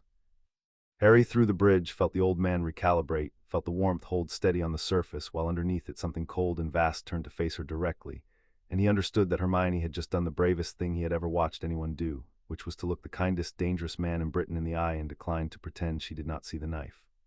"You are very direct," said Dumbledore at last, and his voice had changed, the grandfather thinning, the steel coming up through it. "Very well, I will be direct in return, since you have earned it, and since I think you already know most of what I am about to say. There's a thing that two people can become, Miss Granger, when their magic runs together as one. It is very old and very rare and very beautiful, and it has, without exception in 400 years of recorded history, ended in the deaths of everyone involved and a great many who were not. I have spent a long life learning what the world does to such pairs, and what such pairs in the end do to the world, and I believe, on evidence I will not insult you by pretending I lack, that you and Mr. Potter have become exactly such a pair." He folded his hands. "I am not your enemy. I want you to hear that, whatever else you hear today. I am trying to save your life and his, and I have learned at a cost you cannot imagine that the only way to save two people who have become what you have become is to teach them, gently and in time, to be two people again. Separately, safely, before the thing you carry between you grows large enough to call down the people whose entire purpose is to put it out." "You want to unmake us," said Hermione, quietly, not a question. "I want you to live," said Dumbledore. "I have watched the alternative. I will do a great deal to avoid watching it again." And Harry, 100 yards away with his eyes shut and his fists clenched against the cold floor, felt Hermione gather herself, felt her reach through the long fine bridge between them and take hold of his hand, though his hand was nowhere near her, and he sent back down the line everything he had, all his certainty, all his stubbornness, the whole warm weight of and felt her stand up inside it like a woman stepping onto solid ground. "Professor," she said, and her voice did not shake, "I am going to tell you something, and I would like you to actually hear it, because I think you are a good man who has been frightened by a bad memory for a very long time, and I think the fright has started doing your thinking for you. We are not a disease you can cure by quarantine. We are not an accident you can tidy away to France. They're two people who found each other, and the finding made us into something the world tried to erase before we were born, and we have read the names of every conquered who came before us, all 11, and do you know what killed them? Not the power, not the toll, not even your hollow under the ministry. They were killed by people exactly like you, kind, clever, frightened people who decided, for the very best of reasons, that two who could not be ruled had better be divided or destroyed, every single time. That's the whole history, that's the only thing that's ever killed us." She rose from the chair. "So thank you for the offer of France, I decline. And I'll tell you the one thing that should worry you more than anything we can do, Professor. You will not be able to separate us. You can try. Better people than you have tried, with iron and ocean and 400 years of practice. It has never once worked, and it will not work now, and the only thing you'll accomplish by attempting it is to make very sure that when the people in gray finally come for us, we remember exactly who unlocked the door." She walked to the door of the office. She did not run, she did not slam it. She simply opened it and stepped through, a 13-year-old girl who had just refused the most powerful wizard alive to his face, and Harry, 100 yards away, was already on his feet and moving toward the stair to meet her, grinning like a lunatic because he had felt every word of it from the inside, and it had been, without competition, the most magnificent thing he had ever been part of. Behind her in the office, Albus Dumbledore sat very still for a long moment. Then he looked up at the portrait of Phineas Nigellus Black, who had been watching the whole exchange with the bright attention of a crow at a battlefield. "She is right, of course," said Phineas. "That is the maddening thing about clever children. They are so often right and so rarely wise." He examined a painted fingernail. "You cannot separate them, Albus. She has told you so, and she means it, and she has the means to make it true. Which leaves you, by my count, with precisely 2 roads. You may make them your weapon and aim them, and pray they never notice you have made them a thing to be aimed. Or you may give them, after all, to the gray men." The portrait smiled, thin and cold. "I do wonder which of your principles you will discover at the last that you cannot afford." Dumbledore did not answer him. He was looking at the door through which the girl had gone, and on his old face was the expression of a man who has just watched a chess piece he had been moving for years lift its own head from the board and look back at him. They met in the disused passage behind the tapestry, where it was safe, and for a while neither of them said anything at all. Hermione sat down on the cold sill of the window with her knees drawn up and her arms around them, the great refusal finally spent, and Harry sat beside her, their shoulders touching, and watched the early dark come down over the grounds. "He believed it," she said at last, "every word of it. That's the part I can't get past. He wasn't lying to me, Harry. He thinks he's right. He thinks the kindest thing in the world is to take us apart while we're still small enough to survive it, and he's going to keep thinking it, and he is the cleverest and most powerful person who's ever going to stand between us and the people who want us dead, and we just told him no. She pressed her face briefly against her knees. I'm not sorry I'd do it again, but I keep thinking about what the book said. Chief among the liars will be the ones who hold you dearest. I don't think he's a liar. I think that's worse. I think he means every kind word, and he'll still hand us over in the end if he decides it's wise, and he'll grieve while he does it, and the grieving won't stop him. Harry thought about that. He thought about a man who had watched a golden head go into the dark, who had spent 40 years keeping a gray envelope in a drawer, who had looked at two children he was fond of and seen, instead of children, the shape of an old catastrophe coming round again. We make sure he never has to decide, he said. We get strong enough and we get a family around us, real ones, people who'll stand in front of us instead of writing letters about us, and we get so far past being a thing anyone can put out that the question stops being whether Dumbledore's brave enough to save us.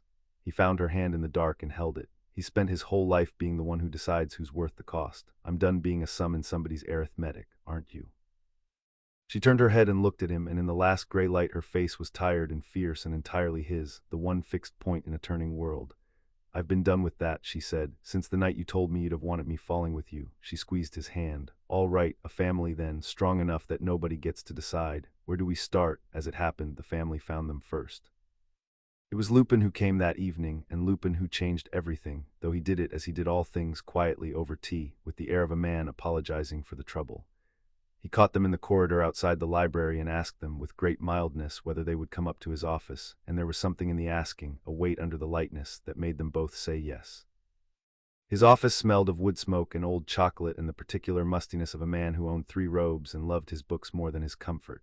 He sat them down. He gave them tea, real tea in chipped mugs, and he did not pour himself any, and for a while he looked at the fire instead of at them, turning something over. I knew 2 boys once, he said at last, who became more than the world wanted them to be, not the way you 2 have, differently. But I have spent a great deal of my life around people who carried something too large for the boxes the world keeps trying to fit us into, and I have learned the look of it. He turned his tired, kind eyes on them. I watched a wardrobe come off its hinges in my classroom, and a boggart unmade instead of mocked, and 2 children turn a quintaped into a house pet without a sound. I am not going to ask you what you are. I think I know, and I think the knowing is dangerous, and I would rather you not have to lie to me, because I find I have grown fond of you both, and lying corrodes a thing like that. He set his hands on his knees. I am going to tell you instead that you are being watched, not only by me. The headmaster wrote to me asking me to keep an eye on you, which I will tell you plainly because I have decided whose side I am on, and it is not the side of watchers, and there are others. The castle has felt wrong this week. Cold in places it shouldn't be. Someone or something is paying you a great deal of attention, and not all of it is kind. Harry looked at Hermione. Hermione looked at Harry. And then, by a decision neither of them spoke aloud, but both of them made in the same instant, across the bridge, they decided to trust him, because the book had said the world would teach them that the art was not power but trust, and because a found family is not a thing you are given but a thing you choose, one frightening person at a time. Professor, said Harry, those 2 boys you knew, will you tell us about them? Lupin was quiet for a long moment. Then he reached up to the mantel and took down the battered photograph he had been turning over for a week, and held it out, and in it 4 young men laughed up at them out of a summer 20 years gone, their arms around one another's shoulders, gloriously and stupidly happy. James Potter, said Lupin softly, his finger touching the one with Harry's untidy hair and Harry's terrible glasses, your father. And that one is Peter, and that one is me, before the gray came into my hair, and that one, his finger moved to a handsome, laughing boy with the careless grace of a born aristocrat, is Sirius Black, your godfather, Harry. They say he betrayed your mother and father to their deaths. The whole of Britain believes it, and he has rotted in Azkaban for it these 12 years. His mouth tightened. I believed it too for a long time because the alternative was unbearable, and because I am, when it comes to it, a coward about the people I love. But I have been thinking this week, watching the 2 of you refuse to be afraid of anything, and I find I am no longer sure I believe a single thing the world has told me about that summer. There were 4 of us. We had a thing between us not so unlike the thing between you, though smaller and clumsier, and made of nothing grander than mischief and loyalty. We would have died for each other, some of us did, and I have begun to wonder whether I have spent 12 years grieving the wrong man in the wrong way for the wrong crime. He put the photograph down very gently. I tell you this because you have shown me your secret without telling me, and a secret deserves a secret in return. And because if there is anyone alive who would understand what it is to be bound to another soul so tightly that the world decides the binding is itself a danger, it is the last free marauder, pouring tea for the son of the best man he ever knew. And Harry, holding the photograph of the father he had never known and the godfather he had never met, felt something turn over in his chest that had nothing to do with the weave, and looked at Hermione across the firelight and found her already looking back, and understood that the family she had promised him in the kitchen at midnight had just grown by one tired werewolf and the rumor of a man in chains. Then we get him out, said Harry. He did not know yet how. Only knew with the flat certainty that had carried him onto a broom and into a freezing dark that he would. Whatever they say he did, if he's family and if he's innocent, we get him out. Lupin looked at him and at Hermione and at their two hands which had found each other again without either of them noticing, and something crossed his ruined, kind face that was, against every reasonable expectation, very close to hope. You frighten me a little, the pair of you, he said. I want you to know that. You frighten me and I find I don't care, and at my age that is as near to faith as I am likely to come. He took the photograph back. Be careful. The gray man is still at the Hog's Head, and the things that come for people like you do not knock. He was right about that. They did not knock. It was the following Friday, in the long gray hour before dinner, and they were in the room of requirement when the door simply ceased to exist. One moment there was the warm stone and the moonlight and the table they had been practicing on, and the next the room had been peeled open like the lid of a tin, the castle's deepest and proudest magic overruled by something older and colder and entirely without hurry. And standing in the gap where the wall had been was a man the precise gray of a winter sky, in robes that did not stir though a wind came through the breach behind him, a wind that carried the smell of the lowest cellars of the earth. Of stone that had never seen the sun and water that had forgotten the rain. Conquered, he said, his voice was dry as turning pages. You will not run. I have unmade the door behind me and the next door and the door after that, and there is, between this room and the open sky, no longer any way out that I have not already closed. My name is Warden Mereward. I keep the proscription. I have kept it for 90 years, and I have in that time ended 4 of you, and I have come to tell you, as the charge requires me to tell you before anything else is done, exactly what you are and exactly what must now happen to you. Harry had moved in front of Hermione. Hermione had moved in front of Harry. They ended up shoulder to shoulder, which was the only arrangement that had ever suited them, hands finding each other without a glance, the twining snapping taut and bright and full of a low warning hum, and the gray man watched them do it with eyes that held no malice at all, which was somehow infinitely worse than hatred would have been. You feel that, said Mereward almost gently. The wish to put yourself between the world and the one you love. Note it, remember it. It is the precise mechanism by which every conquered in history has been led, step by loving step, to the unmaking of the world. The Erbwives of the Hebrides felt it. Aldous felt it when Igraine began to fade and reached past the door he had been warned of, to save the one thing he could not bear to lose, and tore a wound in the weave that I and mine have spent 4 centuries keeping fed and sealed so that it does not swallow England whole. He took one step into the room. The frost came with him, crawling out across the warm stone, dimming the moonlight where it touched. I am not your enemy, children. I am the only friend you have who will tell you the truth without first deciding what to do with it. You are a loaded weapon with 2 triggers, and you love each other, and that love is the surest doom this world has ever produced, and my charge, my ancient and unbreakable charge, is to draw the charge from the weapon before it can be fired. Tonight, gently, if you permit it. Otherwise, as I drew it from the 4 before you.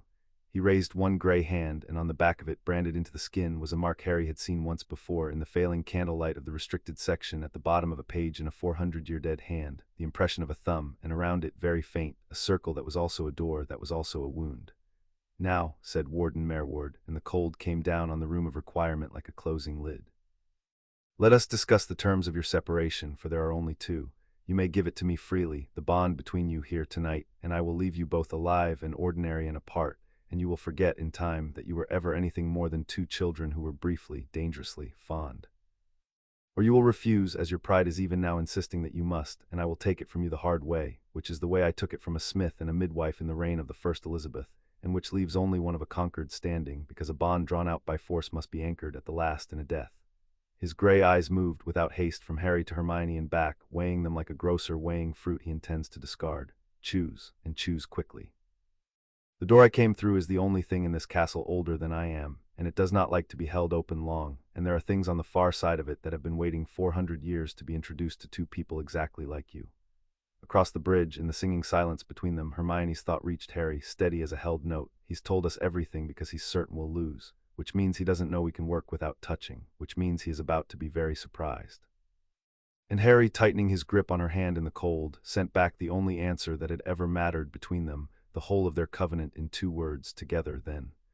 Together, she agreed, and the moonlight, where it still held against the creeping gray, began very faintly to rise. Chapter 3 and Chapter 4. The proscription. Warden Mereward had ended 4 conquereds in 90 years, and he had ended them all the same way, because the method had never once failed, and a method that never fails breeds in its keeper a confidence so total it stops being a thought and becomes a kind of blindness. He came into every room already knowing how it ended. He had stood before the Erbwives and the smith and the midwife and the 2 before these, and every time he had spoken his terrible courtesies and watched the fight go out of their faces, the slow understanding that there was no door he had not closed, and then he had reached into the bond between them and drawn it out like a tendon from a joint, and one of each pair had fallen down dead, and the survivor had been led away gentled and emptied and harmless. And the world had gone on not knowing how close it had come. He knew exactly how this ended. That was his mistake. It was the only one he was capable of, and it was enough. He reached for the bond. He reached as he had always reached, expecting to find it where it had always been, anchored in the joined hands of two children with nowhere left to run. A single bright cord he could close his gray fingers around and pull, and he found the hands, and he closed his grip, and there was nothing in them. The bond was not in their hands. It had not been in their hands for a month.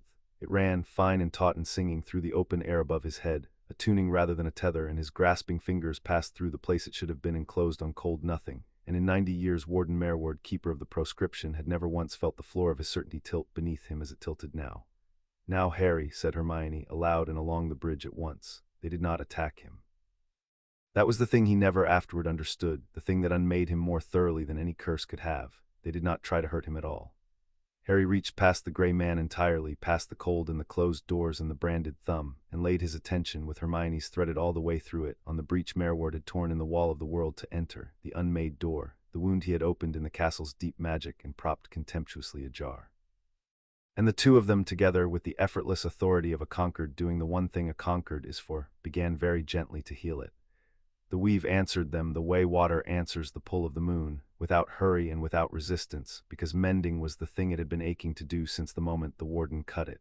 The breach knitted. The peeled-back wall of the room of requirement folded itself closed, stone flowing back into stone, the castle's ancient magic standing up again and shaking itself like a dog come in from the rain. And the door Mereward had come through, the old cold door to the lowest cellars of the world, the only thing in the castle older than he was, found itself with nothing left to hold it open, and began, with the long inevitability of a tide turning, to swing shut, with the warden on the wrong side of it. "You cannot," said Mereward. For the first time the dry voice cracked. "You do not understand what you are doing. That door must be tended. There are wards on the far side that I alone, if it closes with me within the castle, I cannot reach the seal. Do you hear me? I cannot reach the hollow, and there is no one else who knows the way. There has been no one else for 400 years. "Then teach someone," said Harry, "because we're done being the thing you put out." The frost broke. The cold went out of the room all at once, the moonlight surging back up the walls in a great silent flood, and Warden Mereward, 90 years a warden and 4 times an executioner, was drawn backward toward his closing door, not by any violence, but by the simple restoration of a world that no longer had a hole in it for him to stand in. He went without dignity, gray robes streaming, the smell of the deep cellars pulling back into the dark like a held breath released. At the very threshold, with the ancient door narrowing to a seam behind him, he stopped fighting it and looked at the two of them across the warm, bright room with an expression that held no hatred and no triumph, but something far stranger on that gray, unchanging face, a kind of terrible, dawning wonder. "You mended it," he whispered. 400 years, and I have only ever known how to cut, and you mended it, the both of you, as easily as breathing. The seam was a hand's width now. Listen to me. Listen, because I will not reach you again, and you have just made an enemy of an office that does not forget, and you have done something worse than that besides, something you do not yet grasp. The seal is failing. It has been failing for a year since before your lake, and I have run myself to gray rags keeping it fed, and now you have shut me out from it, and it will fail the faster for my absence. And the thing behind it has smelled you. It smelled you the night you reached for that bird. A conquered that can mend, the wonder in his voice curdled toward something like loss, is the only thing in 4 centuries that could close the wound for good, which makes you the hollow's deliverance or its feast, and it does not know the difference, and neither, God help you, do you. The door shut, the seam sealed. The mark of the thumb, branded for 4 centuries into a gray hand, was gone from the world, and the room of requirement stood whole and warm and quiet. Harry became aware that he was shaking, not from cold now, but from the sheer size of what they had just touched. The casual mending of a thing 400 years of wardens had only known how to wound, and he turned and found Hermione's eyes already on him, enormous in the moonlight, and neither of them said anything for a long moment because there was nothing yet that words could carry. "We just did that," Hermione said at last, very quietly. "We just outthought the oldest enemy a conquered has in 90 seconds, and we did it by being kind, by mending instead of cutting." She let out a breath. "I keep waiting for the part where it feels like winning. It doesn't feel like winning. It feels like we've stepped on a stair that wasn't there, and the whole staircase is coming down behind us." "Then we run up it faster than it falls," said Harry, and took her hand, and the small, warm, ordinary fact of it steadied them both more than any working could. "We have to tell Lupin," Hermione said. She had folded down onto the floor with her back against the mended wall, and she had her notebook out. Of course she had her notebook out, but her hand was unsteady, and she had not pretended otherwise. All of it, the seal, the hollow, the office. We've just made an enemy of a department that's been killing people like us for 4 centuries, and we've cut off the one man who knew how to keep the worst thing in the world asleep, and I need an adult, Harry. I need at least one adult who is on our side and is not going to hand us to France, and right now that's a list of one, and he turns into a wolf at the full moon. So they told Lupin. They told him everything in the chocolate and wood smoke warmth of his office. The lake and the book and the toll and the twining and the concord and the hollow and the gray man drawn backward through a closing door. And Remus Lupin listened to all of it without once interrupting, his tea going cold in his hands, his tired face growing older as he understood the size of the thing these two children had become, and the size of the thing that was now coming for them. And when they were finished, he sat for a long while looking at the fire.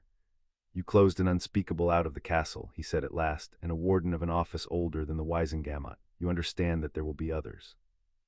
That this was a man, and you have not defeated a man, you have defeated the first move of a very old machine, and the machine has a great many moves." He set the cold tea down. "And you understand that the seal he spoke of is real. I have heard of it, not by that name. There is a level of the Department of Mysteries that the unspeakables do not discuss, a locked room they do not study, and the joke among the cursebreakers, the very nervous joke, is that it is the one room in the ministry that is studying them. If that seal fails, with the cities full of people as they are," he did not finish. "He did not need to. We need help, more than I can give you. We need people who are powerful and loyal and entirely outside the reach of the ministry, and there are not many such people left, and most of the ones there went into the ground with your parents." His mouth tightened, but not all of them. "Sirius," said Harry. "Sirius," Lupin agreed, "who is, if I am right about that summer, and I have decided that I am, the most loyal man I ever knew, wrongly caged, with a grudge against the ministry the precise size of 12 years. Who would, if he is what I think he is, walk through fire for James Potter's son." He looked up. "And who is at this moment somewhere in Scotland, because 3 weeks ago Sirius Black did the thing no one has done in the history of Azkaban. He escaped. And the whole of the ministry believes he is coming here to kill you, Harry, and I have begun to believe he is coming here to save you, and I think it is past time the two theories were put to the test." In the end it was the rat that gave them Sirius, and it was the twining that gave them the rat. They had both noticed it, in the weeks since the lake, the way the new scent snagged on certain things, the way a comb snags on a knot. Most of the world, looked at through the Concord's eyes, was simply itself, stone being stone and owls being owls. But here and there a thing wore a shape that was not its own, and the wrongness of it set up a faint, persistent itch behind the eyes, and the worst of these by a wide margin, the one that had been making Harry vaguely queasy at the Gryffindor table for weeks without his understanding why, was Ron Weasley's pet rat. Scabbers was old and missing a toe, and asleep more often than not, and entirely, screamingly wrong. When Harry finally let himself look at it properly, with Hermione's perception threaded through his own, the rat came apart into its true shape the way the boggart had. Not a rat at all, but a small, gray, cringing man folded into a rat's outline, hiding, hidden, holding his breath for 12 years. And around the small, gray man hung a thing that made both of them recoil, a brand on his soul, the exact black of the cold that had come over the lake, a mark of fealty to something that should have been dead, pulsing faint and patient under the borrowed fur. They did not make a scene. They had learned that much. They waited until the common room was nearly empty, only Ron left by the dying fire arguing with a chessboard, and Lupin had come up quietly through the portrait hole at Harry's signal, and then Harry crouched down by his friend's chair and said, as gently as he could manage, "Ron, I need you to trust me, and I need you to not shout, and I need to borrow Scabbers for a minute." Ron, who had spent 2 years watching Harry attract impossible trouble and had developed a sturdy resignation about it, handed the rat over with no more than a grumble, and that was the worst of it, the ordinariness. The small, grubby pet passed across by a boy who had loved it for 12 years without ever once suspecting it had sold his best friend's parents to their deaths. Hermione reached out with one hand and unmade the lie. It was not a duel, and it was not a spell. The two of them simply took hold of the false shape the small gray man had worn for 12 years and peeled it off him like wet paper, and Peter Pettigrew sprawled onto the Gryffindor hearthrug, full-sized, blinking, 12 years older and 12 years more rat-faced, with the firelight on his watery eyes and the brand of the Dark Lord plain now on the inside of his left forearm for everyone in the room to see. Ron made a noise that did not belong to any language. The chessmen scattered. And for one frozen instant the four of them simply stared at the impossible thing that had been sleeping at the foot of a 13-year-old's bed for the better part of his life. What followed Harry would remember for the rest of his life in pieces, lit by firelight. Lupin going very white and very still, his wand coming up so slowly it might have been moving through water. Ron scrambling backward over an armchair, his freckles standing out stark against bloodless skin, his mouth working around 12 years of misplaced affection. Pettigrew on his knees, weeping, reaching out his hands, the whole rotten confession spilling out of him in the high, wheedling voice of a man who had spent his life surviving by being pitiable. That he had been the Potter's secret keeper, not Sirius, that the swap had been his idea, his clever idea, no one would ever suspect weak little Peter, that he had given James and Lily to the Dark Lord to save his own skin, that he had cut off his own finger and blown apart a Muggle street and let Sirius take the blame in the cell in the 12 years, that he was so sorry, he had had no choice. The Dark Lord was so very strong and a man had to live, surely they understood. Surely James's son understood that a man had to live. You had a choice, said Harry. His voice came out quiet, which was somehow worse than shouting, and Pettigrew flinched from it as from a blow. My mum and dad had a choice and they chose to die in front of me so I wouldn't have to. You sold them for one more year of being a rat in a boy's bed, so no, don't tell me a man had to live. Tell it to them if you ever get the nerve to die. They did not let Pettigrew be killed, though Lupin's hands shook with the wanting of it, and Harry, for one cold moment, understood the wanting all the way to the floor of himself.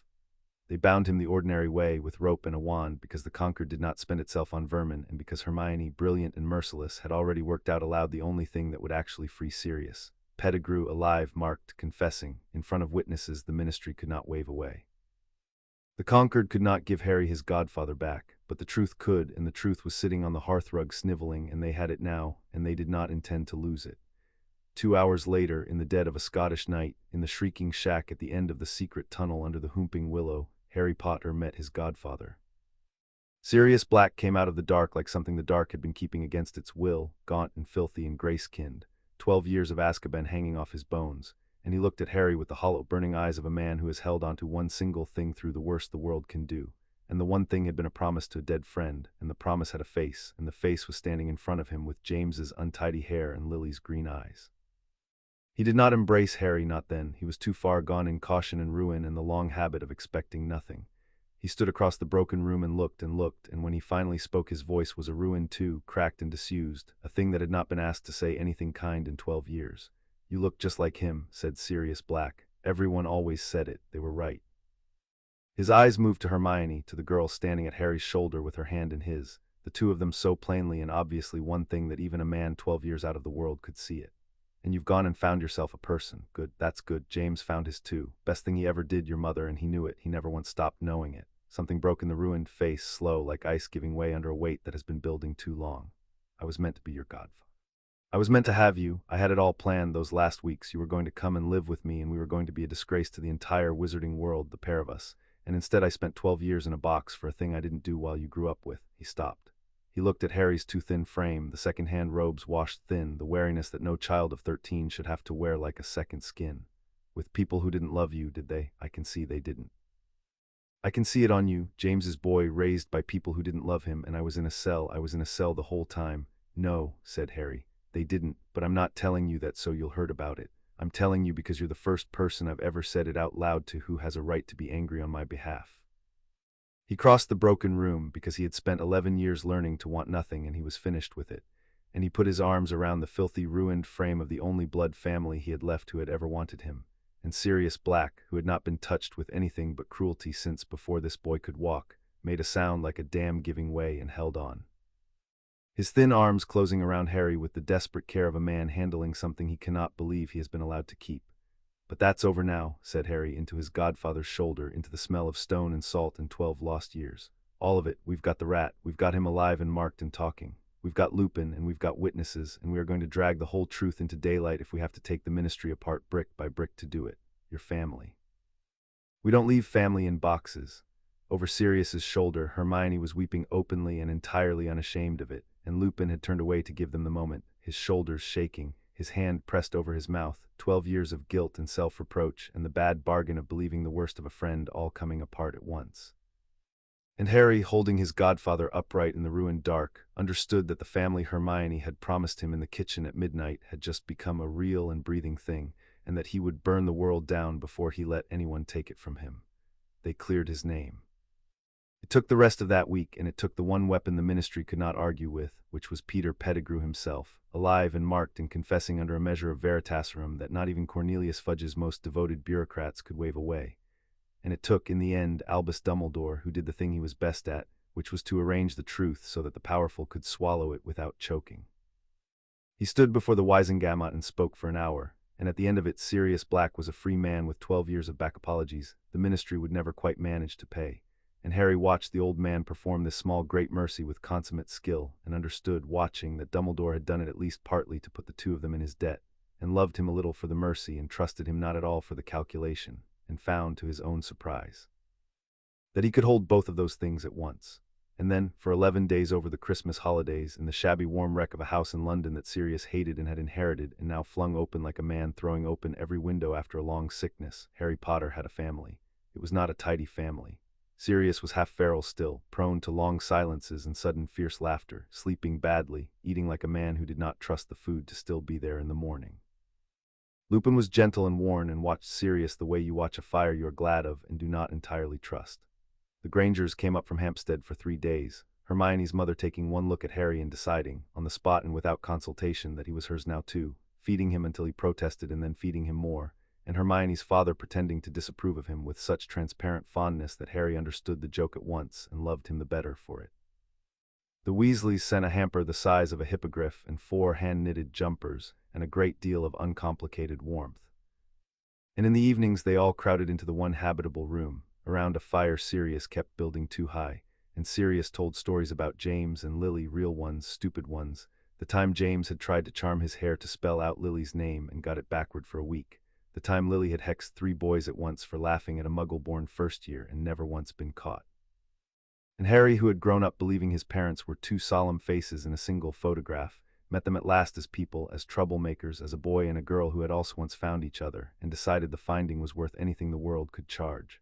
They'd have liked you, Sirius told him on the last night, the others asleep, the fire down to coals. Both of them, James because you're brave and a bit of an idiot about it, which is the only kind of brave worth being.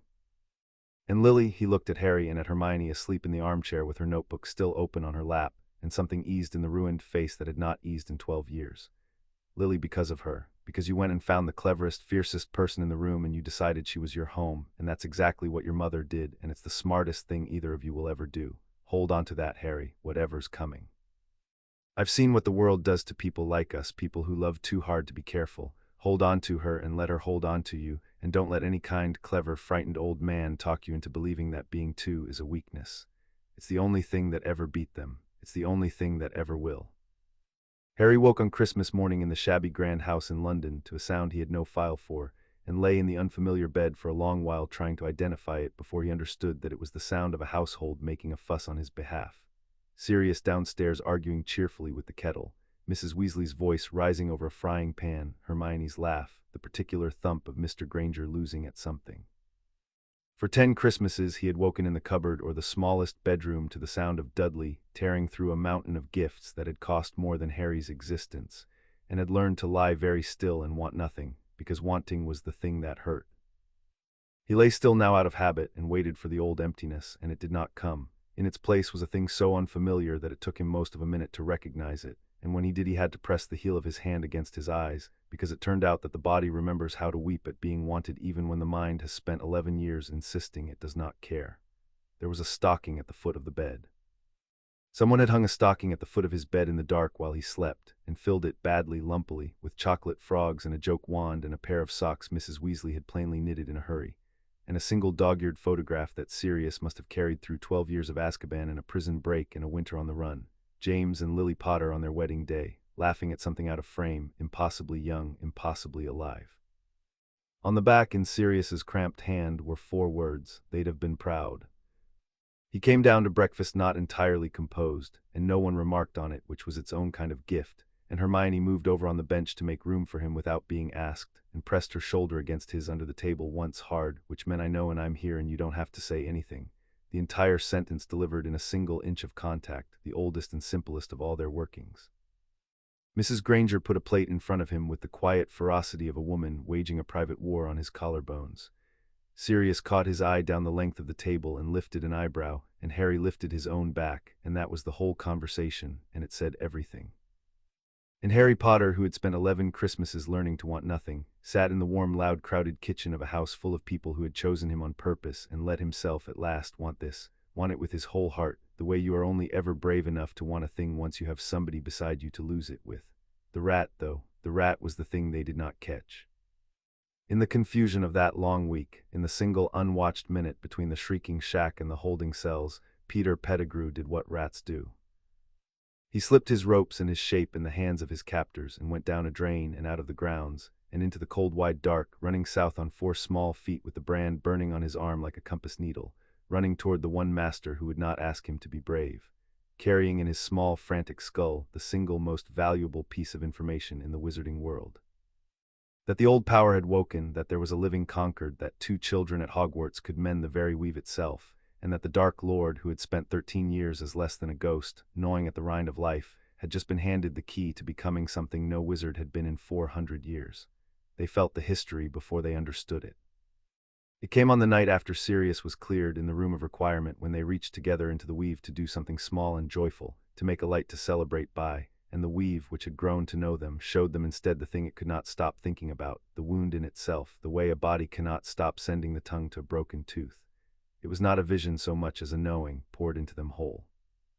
They knew Aldous and Igraine the way you know a song you have always somehow had, 2 people in a world of carts and bells and dying, who had loved each other past all sense and been given a power equal to the love, and who had stood over a continent of the dying and been unable, in the end, to do the one thing the love demanded, which was nothing. They had reached, of course they had reached.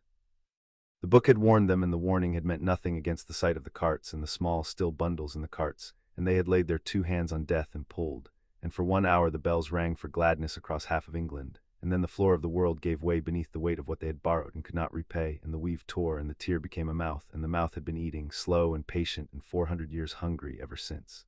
And they knew the seal. They knew the Grey Wardens who had walled the wound in silence and fed it, century after century, with small careful sacrifices, with the lives of the Concords they hunted, drawing the bond from each new pair by force and feeding the severed power into the mouth to keep it sleeping. That was the secret at the rotten heart of the proscription, the thing Merward had not quite said. The office did not hunt Concords only to be rid of a danger. It hunted them out of need. A Concord killed and drained was the one thing that could keep the Hollow asleep for another generation. They had been a fuel supply. 11 pairs, harvested across 400 years, burned one after another to keep the lid down on the thing that the last great pair had loosed.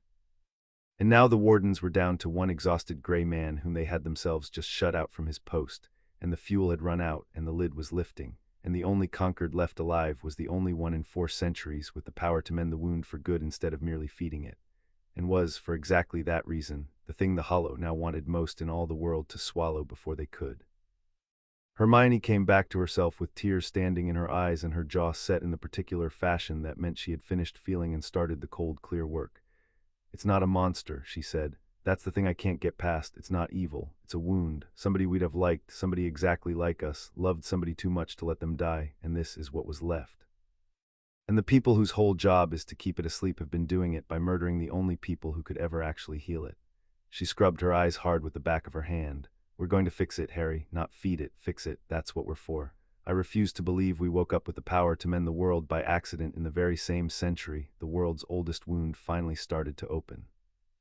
We're going to close it for good, the way Merward never could, and we're going to do it together, and we're going to be so careful about the door we do not open that Aldous and Igraine themselves will rest easier for it." "We will," said Harry, and meant it with everything he had, and did not know, because no one had told him yet, that there was something else awake in the world now, something that had just been handed by a fleeing rat the knowledge of everything they were, and that it had no intention whatsoever of letting them mend anything at all. Far to the south, in a place with no name on any map, in a ruin where a great snake kept watch over a thing too stubborn and too wicked to finish dying, Peter Pettigrew finished his report and pressed his face to the cold floor and waited to learn whether he would be rewarded or unmade. The thing on the makeshift throne was not yet a body. It was less than a body and more than a ghost, a hideous rudimentary shape that Pettigrew had built for it out of dark things and worse, a homunculus with a face like a flat-nosed serpent and eyes the red of a banked coal, and it had listened to every word, and it was thinking, in the cold, vast, patient fashion that had made it the most feared thing in living memory, and the thinking was the most dangerous sound in the world. Lord Voldemort had spent 13 years as a stain that would not wash out. He had tasted death and recoiled from it, and his recoiling had cost him everything: his body, his followers, his dominion, his name on living lips. He had clawed his way back inch by inch with murder and patience, possessing where he could, hiding where he could not, and the whole long humiliating climb had been founded on the great work of his life, the splitting of his soul, the Horcruxes, the 7 black anchors he had driven into the world so that death could never quite have him. He had believed until tonight that the Horcruxes were the deepest magic any wizard had ever touched. He had been proud of them. He had thought himself the only man in history with the will to divide his own soul and the wit to survive it. And now a rat had crawled in out of the cold and told him that two children had divided nothing, had broken nothing, had murdered no one, had simply found each other, and in the finding had been handed, free and whole, and without the sacrifice of a single life, a command of the very fabric of magic that made his Horcruxes look like a child stacking blocks against the wind. The red eyes opened fully in the dark. He understood it at once, of course. He had always been quick. It was the one virtue even his enemies granted him. He understood that he had spent his whole life building a counterfeit of the thing these children had been given for nothing. A Horcrux was a circuit of the soul made by murder, a binding of two parts of a self with a death for mortar, and a conquered was a circuit of two souls made by something he had no word for and had spent his entire life despising, a binding with no death in it at all, and yet it reached the deep magic he had only ever been able to scratch at through corpses and ruin. He understood that the power these children carried was the power he had always believed should by rights be his, the mastery of magic itself, the thing he had been reaching for through 13 years of murder and would never, by murder, attain. And he understood with the cold clarity that was the nearest he came to joy that there was a way to have it after all. Not to learn it, he could not learn it. It required a thing he did not possess and never had and could not even properly imagine, but to take it. A conquered, the rat had said, could be severed by force, the bond drawn out and anchored in a death. The gray men had done it 11 times. And what could be drawn out could surely be drawn into another vessel, by a wizard willing to murder on a scale the gray men had never dreamed of, a wizard who had already made the deepest study in history of binding stolen power with death, a wizard who needed only the two children, alive and in his hands, and a knife, and the oldest and most terrible patience in the world. "Tale," said Lord Voldemort in the thin, high, cold voice that had not been heard in 13 years, and Peter Pettigrew began to sob because it was not yet a voice of displeasure. "You have done well, better than you know. You have brought me at long last the thing I did not know I was missing." The red eyes turned in the dark in the unerring direction of a castle in the north where two children sat hand in hand believing they had won. "I am going to need a body, Wormtail, a proper one this time. And I am going to need the old places, the standing stones, the deep doors, the ground where the weave runs near the surface. We are going to pay the school a visit, you and I, before the summer is out. There's a wound under the ministry that the fools have spent 4 centuries keeping shut, and there are 2 children in Scotland who can open it or close it as they please, and I find that I want, very much, to be the one holding their power in my hand on the day that door finally gives way." A sound came out of the homunculus that might, in a living man, have been a laugh. "They wish to mend the world, how quaint. I intend to inherit it, and to send them in payment exactly where they sent poor Aldous and poor Igraine." And in the north, in a warm, bright room, Harry Potter shivered without knowing why, and reached out without thinking for Hermione's hand, and found it already reaching for his. Chapter 4 and Chapter 5. Counterfeit spring came to Scotland that year the way a debtor comes to a door, late, and not all the way, and bringing worse news than its absence would have. The snow went off the high moors and left them browner than they should have been, and the lake thawed and did not warm, and the first lambs came early and wrong, and the old people in Hogsmeade, who measured the world by aches no healer could name, began to say to one another that the year had a bad smell to it, a cellar smell, a smell of something left too long in the dark. And they were right, as the old and the aching so often are, though none of them could have said why. Harry and Hermione knew why. They had felt it growing since midwinter, a cold that came not from the sky but from underneath, from the south, from a wound 400 years deep that had finally worn through the last of the patches the grey men had laid over it. Where the weave ran near the surface of the world, the wrongness pooled. Owls would not roost near the standing stones on the moor beyond the village. Milk soured a day early across half of Britain, and no one connected it to anything. And twice that spring, in 2 different cities, a person walking home in the ordinary evening had simply stopped existing, not died, not vanished, but ceased, leaving behind a cold patch on the pavement and a hole in the memories of everyone who had loved them, a hole shaped exactly like a person that no one could quite recall. And the ministry, which did not believe in things it had spent 4 centuries denying, recorded the cases as runaways and closed the files. "It's feeding itself now," Hermione said. They were in the room of requirement where they spent most of their free hours that spring, the floor chalked over with her diagrams, the black book open on its stand, the air faintly silver with the residue of 100 careful workings. "It doesn't need the gray men to feed it anymore. The seal's worn through enough that it can reach out on its own, just a little, just far enough to take someone small and quiet who won't be missed for a week. And every time it feeds, the hole gets wider and it can reach a little further next time." She tapped the diagram, a spiral that ate its own tail. It's the only kind of growth there is down there, hunger making more hunger, and we are the only two people alive who can stop it, and we still don't know how to reach it because the only door that goes down to it shut behind a gray man we threw out of the castle. Then we find another door, said Harry. He was lying on his back on the chalked floor, looking up at the ceiling the room had made into a slow wheel of stars, and he had a streak of white in his hair and a calm in his voice that had not been there in the autumn. They had both grown that winter, not taller, that was the least of it, but deeper, the way a river grows deeper where the banks narrow. Mereward said the old places, the standing stones, the deep doors, the ground where the weave runs near the surface. There's a ring of stones on the moor not 3 miles from here that the owls won't go near.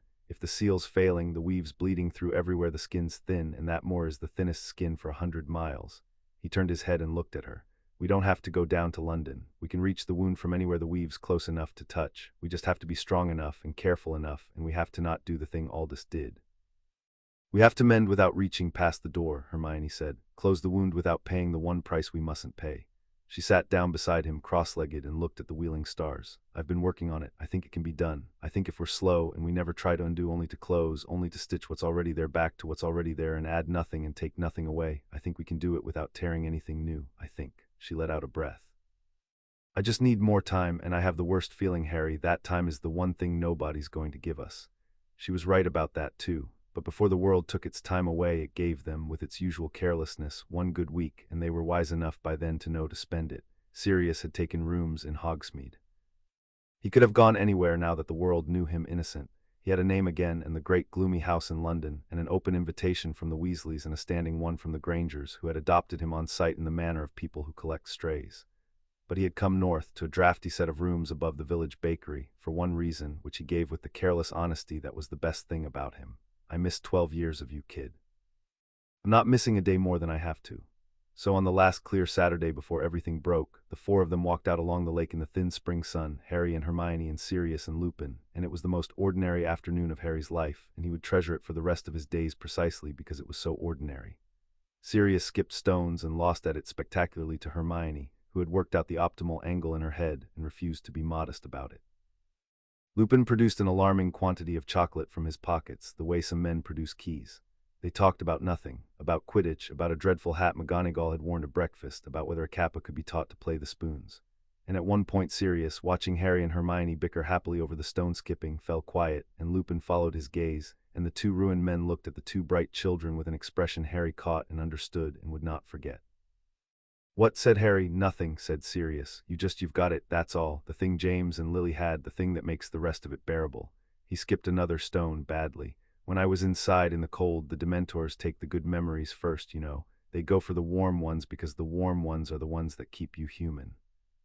And I held on to your dad by main force for 12 years, him and Lily and the 4 of us being idiots, because I knew if I let those go there'd be nothing left of me worth the trouble of being free. He looked at Harry and his ruined face was, for a moment, almost young. What I'm telling you is hold on to the warm ones, whatever's coming. People like to tell you the love is the soft part, the weak part, the part you can't afford. They've got it exactly backwards. The love is the iron. Everything else is just weather. They had tea afterward in the 3 broomsticks, the 4 of them crammed into a corner booth, and Mrs. Granger's last letter was read aloud and laughed over, and the Weasley twins, up for a Hogsmeade weekend, came and demonstrated an invention that turned Sirius's hair canary yellow for 10 minutes, and the whole warm, crowded, ordinary hour of it lodged in Harry like a coal he would carry down into the dark. He did not know it was the last good day. You never do. That is the entire cruelty of good days. They decline to announce themselves, and you only learn their value later, holding the receipt in the cold. They spent that good week's nights, after the lessons were done and the castle slept, learning how to mend. It was the hardest thing they had yet attempted, harder than the distance tuning, harder by far than turning aside a quintaped, because everything else they had done had been a doing, and this was the opposite, a kind of disciplined refusal, and Hermione had come to believe that refusal was the whole secret the 11 dead Concords had never quite learned. Aldous reached, she said, the chalk dust white to her elbows, the diagram of the wound sprawling across the whole floor of the room now, drawn and redrawn 100 times. Every Concord who ever destroyed anything destroyed it by reaching, by trying to add something the world didn't have to give, or take something it couldn't spare. So we don't reach, we don't add, we don't take. We only put back what's already there, the torn edge to the torn edge, and we hold it while it remembers how to be whole. Stitching, not surgery. You don't pour new blood into a wound to close it. You hold the lips of it together and you let the body do what the body already knows how to do. She looked up at him through the falling chalk. The weave wants to be whole, Harry. That's the thing the gray men never understood because they only ever knew how to cut. A wound is not the weave's nature, it's the weave's grief. And grief, if you sit with it long enough and ask nothing of it, closes on its own. So they practiced sitting with it. They could not reach the true wound, not yet, not from 3 miles off with the door shut. But the moor's thin skin let a little of it bleed through, a faint, persistent cold that pooled in low places, and on the clear nights they walked out to the edge of the grounds where the wrongness lapped against the castle's wards, and they took each other's hands, and they did nothing with enormous and exhausting care. They held the cold without flinching and without fighting it. They let the small bleeding through of the great wound run up against the warm twined fact of the two of them, and they offered it no power and no working, only the one thing the hollow had never once been given in 400 years of being fed and shunned and walled away, company. The simple twofold fact of you and I held steady against the dark, asking nothing back, and the cold where it touched them would ease. Not close, it was far too vast and far too far for that, and the door still stood between. But ease, settle, quiet the way a wary animal quiets when it understands at last that the hand reaching toward it does not mean to strike. "It's working," Hermione whispered, the third night, the cold drawn back a yard from where it had been, the frost retreating off the grass in a slow exhaled sigh. Her face in the starlight was wet and shining and entirely alive. "Harry, it's working, it's actually working. We're not strong enough yet to close it, and we won't be for months, but it's the right shape. I can feel that it's the right shape. We just have to get down to the door, and we have to be patient, and we have to never, ever, ever reach." And she had laughed then, the bright disbelieving laugh of a person who has set herself an impossible problem and felt it, for the first time, begin to give. And Harry had laughed with her, the two of them standing in the dark at the edge of the world with their hands joined and the oldest wound in magic easing, just a little, just for them, because they had asked it for nothing at all. It was on the walk back up to the castle that night, warm and tired and absurdly hopeful, that Harry felt her, fully as he always could now, the whole bright roaring architecture of her humming along the bridge between them. Her exhaustion and her triumph and the ferocious tenderness she still could not say out loud and did not need to, because he could feel it, because being seen that completely by the one person who would never turn away had stopped long ago. Being a thing to flinch from and become the floor he stood on. He stopped on the dark lawn and looked at her, white-streaked hair and chalk to the elbows and stars caught in her tangled hair, and thought with the plain flat certainty that had carried him onto a broom and into a freezing dark, that there was nothing in the turning world he would not pay to keep her exactly as she was in exactly this moment, safe and tired and his. He would remember thinking it. Later in the cold, holding the whole impossible weight of them both in two hands meant for one, he would remember standing on that dark lawn and deciding, without quite knowing he was deciding, that her life was worth more to him than his own. And he would understand that the choice he made on the moor had not been made on the moor at all, but here, on an ordinary night, walking back from an impossible small success, in the warm and undefended country of being loved. Dumbledore came to them himself, which he had never once done. He summoned, he did not call. But on a gray afternoon in April he was simply there at the door of the room of requirement, which should not have been possible, standing with his hands folded into his sleeves and an expression on his old face that neither of them had seen on it before, because it was the expression of a man who has run out of cleverness and has been left, at the end of a long life of cleverness, with nothing but the truth. "May I come in?" he said. It was not really a question, and yet it was. He waited on the threshold until Hermione, after a glance at Harry, inclined her head. He looked at the chalked floor, the diagrams, the spiral that ate its tail, and Harry watched him read it all in a single glance and understand it and grow older in the understanding. "You know what is under the ministry," Dumbledore said. "I see that you do. You know more of it than I do, I think," which is a sentence I have not had occasion to say to a student in a very long time. He lowered himself, with the care of the very old, onto the bench the room provided him. "I have come to tell you 3 things and to ask you nothing, because I have forfeited, by my own conduct, the right to ask you for anything at all. The first thing is that the seal is failing, and the office that kept it cannot keep it any longer, because there is one warden left and he is 140 years old, and you have, between you, locked him out of his own post. I do not say this to reproach you. You could not have known. I say it because the consequence is now ours, all of ours, and pretending otherwise will not feed the dark thing or starve it." "We know," said Hermione. "We're trying to fix it. We didn't break it, Professor. It was breaking before we were born. We just stopped the worst man from putting the next patch on, and the patches were made of murdered children, so I find I'm not as sorry as I'm supposed to be."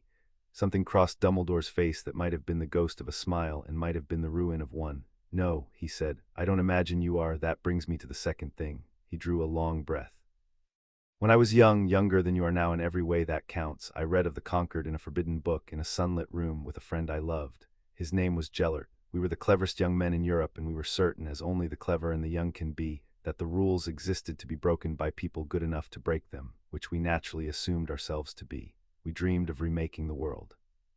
For the greater good, we called it. I have spent 100 years unable to hear those 4 words without nausea. And the dream ended as such dreams must in a duel, and in the duel my sister died, and I have never been certain to this day whose curse it was that killed her, mine or his or our brother's, and I have spent the rest of my life so frightened of my own power, and of any power that great, that I have made fear into a philosophy and called it wisdom and used it to justify a great many cold and careful cruelties. He looked at them, and the blue eyes were terribly clear. I kept a letter in a drawer for 40 years. It was addressed to the gray men, and it would have given you to them, and I told myself for 40 years that I would send it when the time came, because it was the wise thing, the safe thing, the thing my fear had taught me. The night you woke by the lake, I took it out, and I found that I could not sign it, not because I had grown wise. Because I had grown fond, which my whole philosophy insists is a weakness, and which turned out, when it mattered, to be the only thing in me worth keeping. He bowed his head. That is my confession. I have been your enemy out of fear and your protector out of fondness, and I have not always known myself which one I was being, and you were right, Miss Granger, on every count, when you told me the fright had started doing my thinking for me. I am too old to stop being afraid. But I am, I find, not quite too old to stop letting it choose.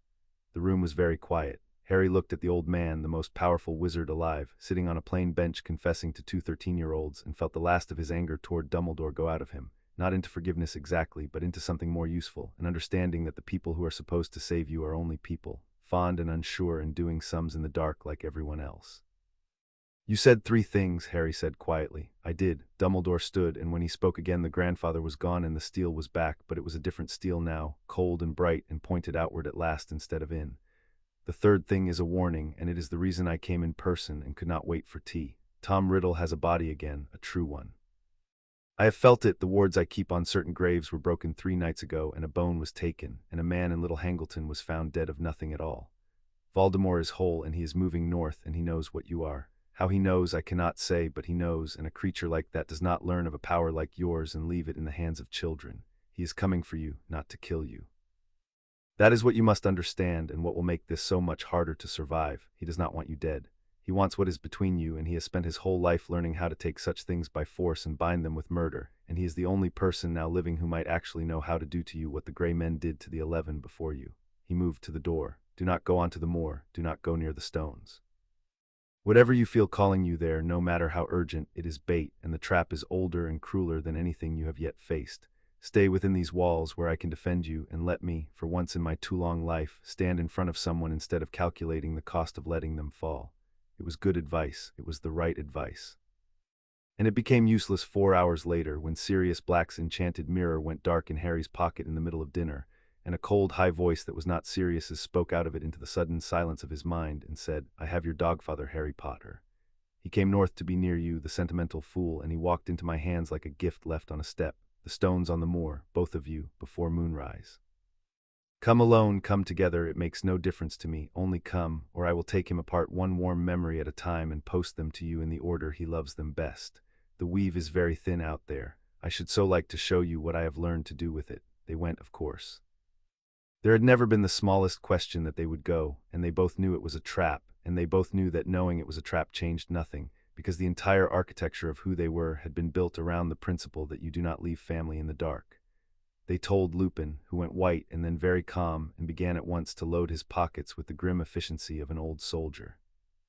They told Dumbledore, who did not waste breath forbidding what he could see was unforbiddable, but rose from his chair like a tower deciding to move, and went out into the dusk gathering as he walked the scattered remnant of the order he had begun quietly to reassemble. McGonagall with her tartan dressing gown traded for battle robes and her mouth a thin white line.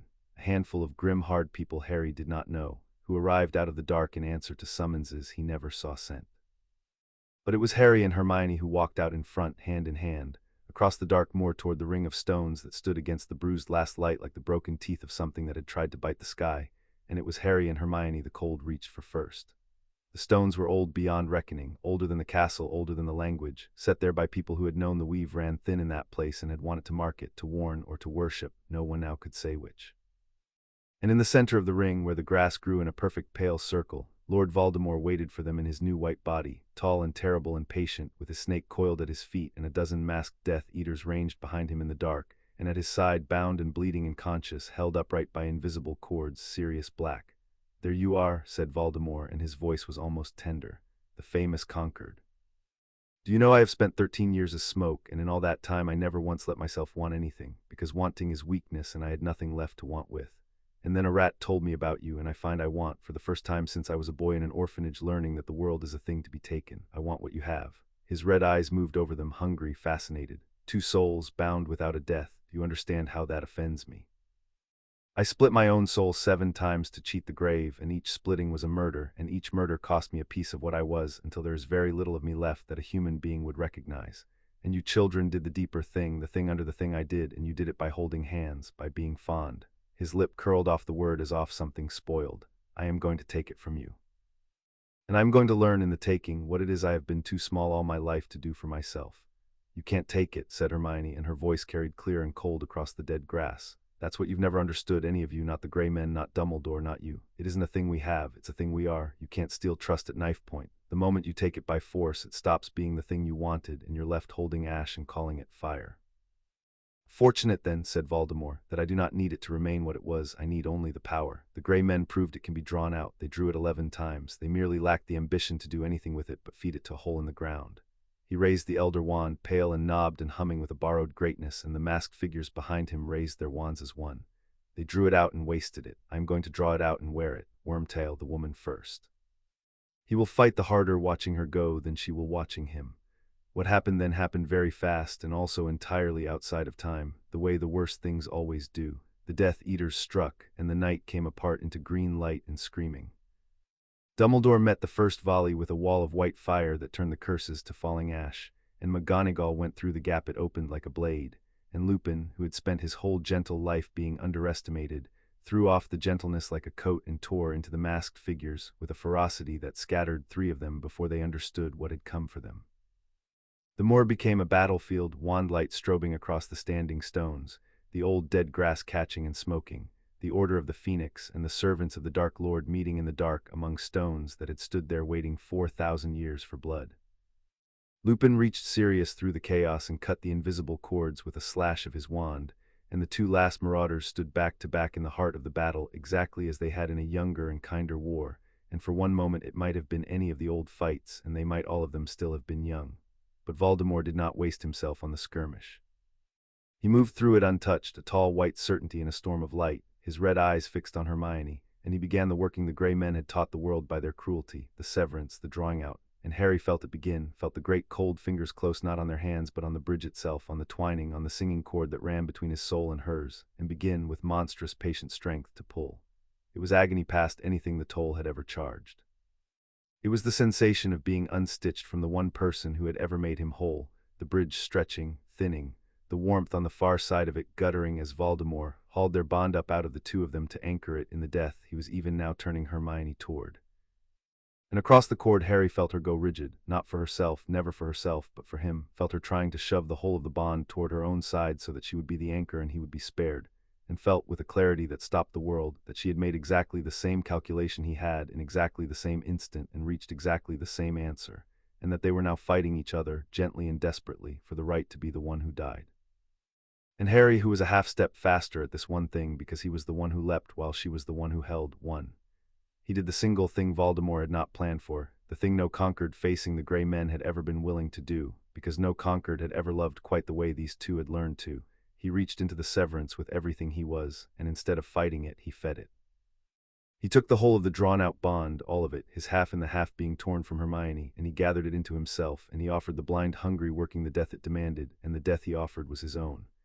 He felt her understand a half-second too late, felt her scream his name down a cord that was already collapsing, felt her lunge across the closing gap to stop him and find nothing left to grab. The bridge did not break. It collapsed inward into him, all the power of the conquered folding down into a single 13-year-old boy who had decided that if one of them had to be the anchor, it would be him. And the toll for trying to hold the whole of a thing meant to be carried by 2 came due all at once, the largest bill the world had ever presented him. He felt himself begin to go out like a candle in a gale. He felt the white spread through his hair and his bones and his thinning grip on the world. And the last thing he felt before the dark took him was the bond go dark on Hermione's side as the working tore it loose from her at last, leaving her alive, leaving her whole, leaving her cut off and screaming across a gap that no longer had a bridge to span.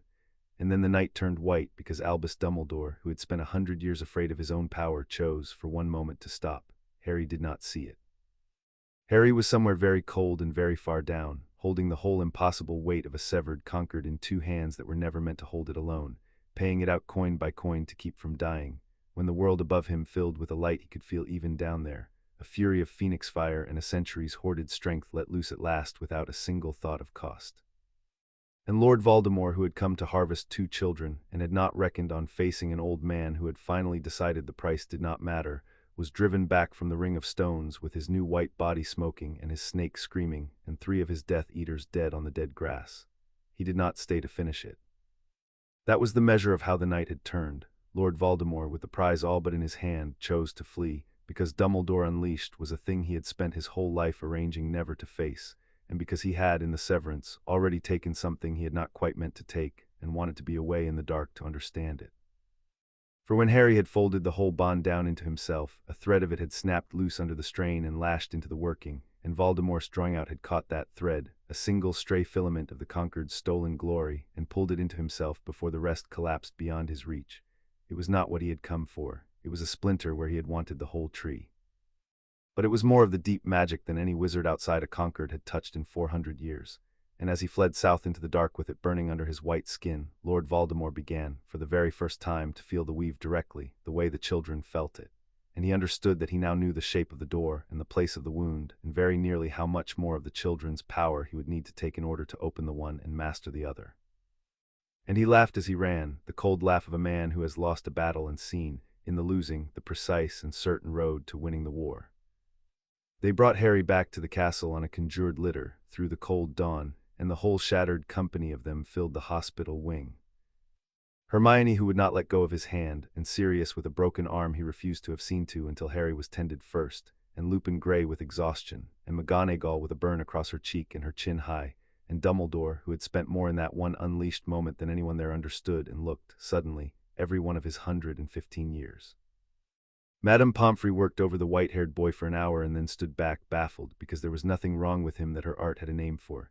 He was not cursed, not poisoned, not bleeding. He was simply, she said, in a small, unsteady voice unlike her usual brisk one, emptied, like a lamp with the oil run almost dry, and she did not know how to put oil back into a soul. He breathed, that was all. His hair had gone wholly white in the night, and his skin was cold as the standing stones, and his face had the terrible peace of a person who has paid out very nearly everything and kept back one last coin without quite meaning to. And when Hermione reached, again and again through that long gray day, for the bridge that had been the center of both their lives since the night by the lake, there was nothing there. The twining was gone.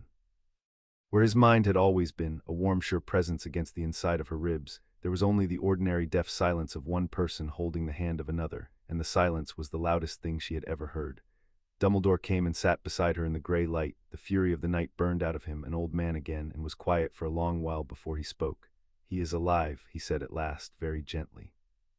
"He paid everything he had and kept one coin back, the way the truly brave so often do without ever quite meaning to. He will wake, I am almost sure he will wake, but the bond between you," he stopped. For once in his long, eloquent life Albus Dumbledore did not seem to have the words, and the not having of them was the most frightening thing Hermione had seen in a night that had been built entirely of frightening things. He spent it to save you, all of it. He folded a thing meant for two souls down into one, and the folding has done something I do not have the learning to undo. I have never in all my reading heard of a Concord that survived being severed, let alone one that severed itself out of love and lived. You are both alive, and you may be from this night alive and apart, which is the precise fate I once tried to inflict upon you and called it mercy, and which I would now give the rest of my own life to spare you and cannot." Hermione did not answer him.